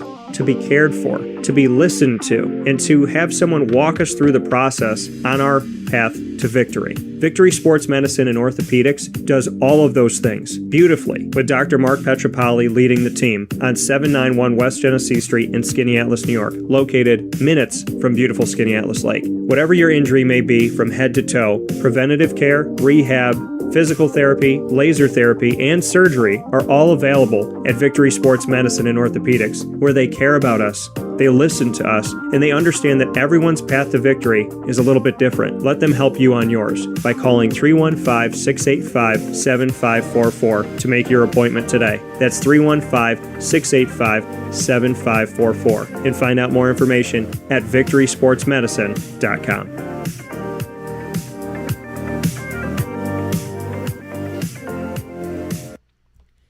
Welcome back here to Wake Up Call with Dan Tortora inside of the Cafe Kubal Studios, hanging out with you where sports truly meets that thing called life. Bringing you a jam-packed ACC football day, speaking on the Syracuse Orange with Oliver Vigille, as well as being very open about life in general. You know that the tagline for Wake Up Call with Dan Tortora is where sports meets life, and we talked a lot about life today and a lot about how to help others, and him working in a detention center and going through everything with Trayvon Burke, and like he said, you know, being with Trayvon, being in classes with him, being on the field with him, and both of them helping out the community the way that they have has been a really beautiful thing, and I can't thank them both enough for the work that they've done. And shout out to William Pagan as well, and everybody that's out there trying to help those that the world has shut out and forgotten about and thrown to the side. So I appreciate all the work that y'all are doing, and send you my love and my respect and my well wishes to continue to do God's work. And I know that I appreciate that so very much, and I know that God does for sure.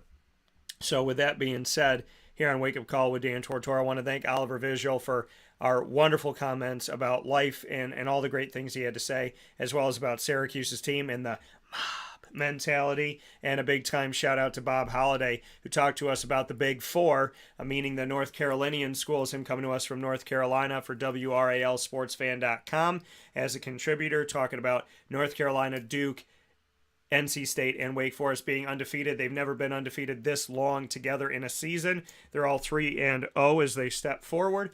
And also to have the conversation about Clemson and about Syracuse and what Syracuse has done up to this point, and the fact that the conference has been very, very strong here out of the gate. And definitely want to let you all know, taking a look at the ACC, for those of you that don't know, the way that the ACC is right now, 3 weeks into the season, is that we have the ACC here with Clemson, Florida State, Syracuse, NC State, and Wake Forest all undefeated in the Atlantic Division. That's 5 of 7 teams that are undefeated there. And then 2 in the Coastal Division, Duke and North Carolina, giving 7 teams of the 14, half of the ACC, a quarter into the season, half of the ACC is undefeated.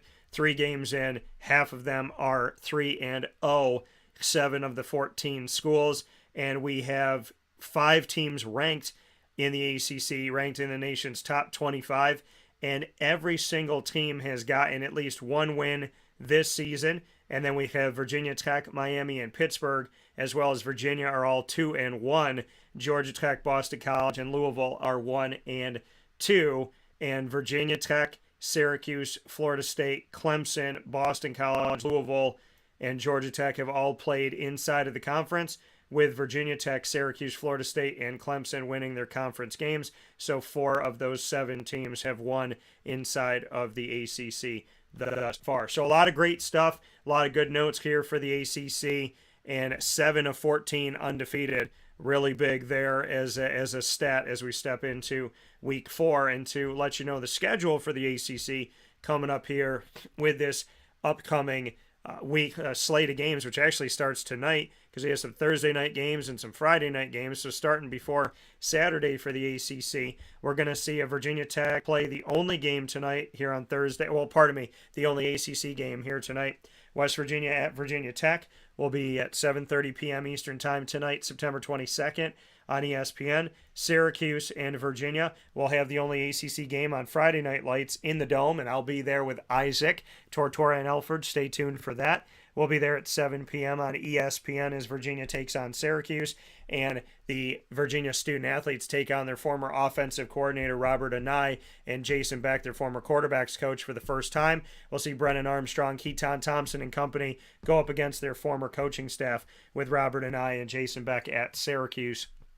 Then on Saturday, we have Clemson at Wake Forest. We have number 5 ranked Clemson at number 21 Wake Forest, which I talked with Bob about, at noon Eastern Time on ABC.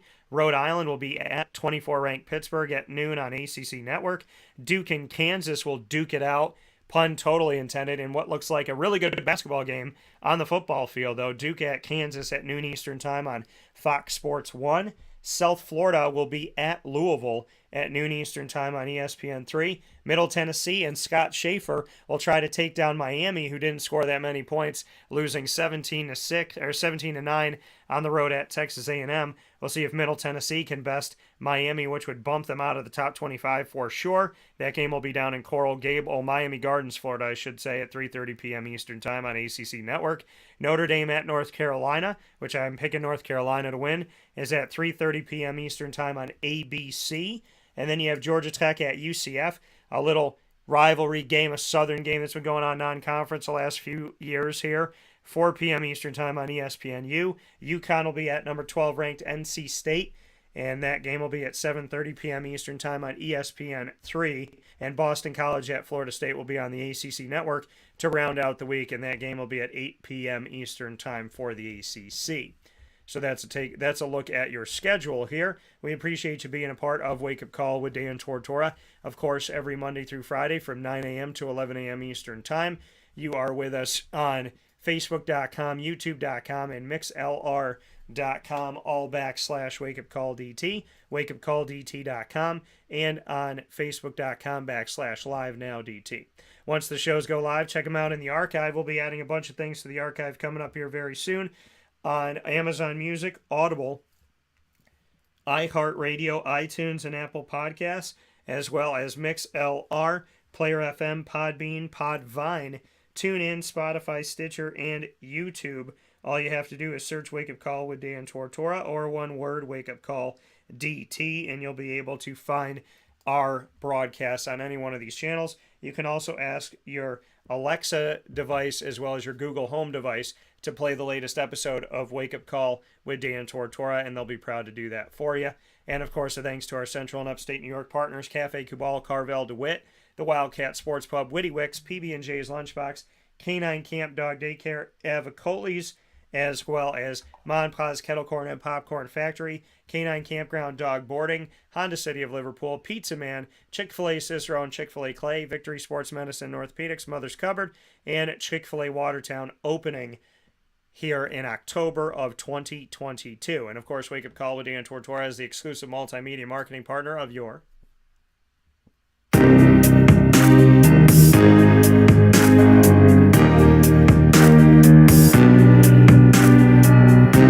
Lemoyne College Dolphins. It is Fins Up every single month on Wake Up Call with Dan Tortora, and you can check out your Fins every Wednesday during Dolphin time on Wake Up Call with Dan Tortora exclusively at 9 a.m. Eastern Time every single Wednesday. So make sure you're here with us for the first and third Wednesday of each month, which is AD and DT, featuring Athletics Director Bob Beretta and myself, Dan Tortora. Every second and fourth Wednesday, we bring you our Dolphin Dive episodes, and we got a new one coming up this coming Wednesday with student athletes as well as coaches, administration, future Dolphins, and alumni. So don't miss any of those. You can see all of our content with the Lemoyne Dolphins by going to the Lemoyne tab on wakeupcalldt.com. Make sure you click subscribe and bookmark the page there.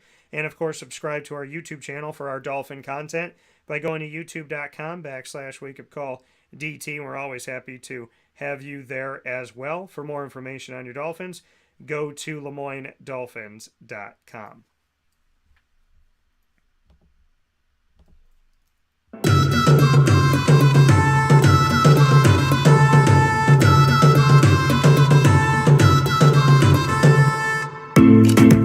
The Bryan and Stratton Bobcats of Syracuse are also the exclusive multimedia marketing partner with Wake Up Call with Dan Tortora. Always happy to have the Bobcats here with you every single month.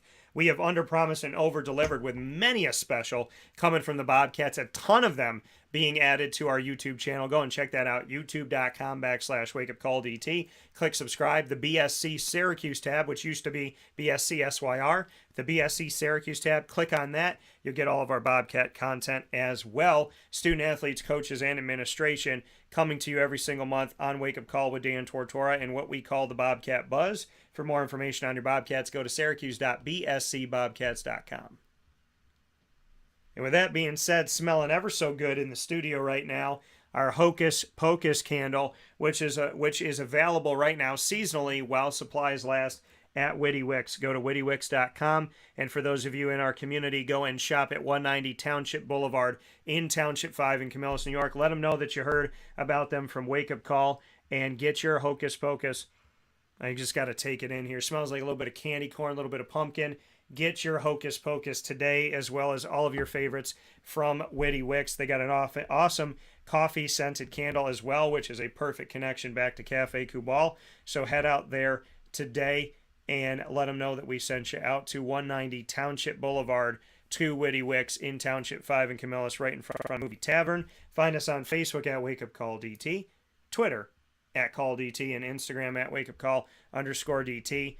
And, of course, a big thanks to Cafe Kubal for filling our cup up right here in the studio and all throughout Central and Upstate New York. Go to all of their locations, 3501 James Street, 324 West Water Street, 401 South Salina Street, all in Syracuse, on the corner of Route 11 and Taft Road at Sweetheart Corners in North Syracuse, and their drive-thru and their double-decker cafe on 343 Fayette Street in Manlius, New York, and, of course, to cafekubal.com. That's Kubal.com. We appreciate you, Cafe Kubal. Thank you for being our studio partner. And as always, we thank you and tell you, God bless, no stress, do your best. Be who you are, be proud to be who you are, and give it all you can. I'll talk with you soon. Go after what you want and let your faith always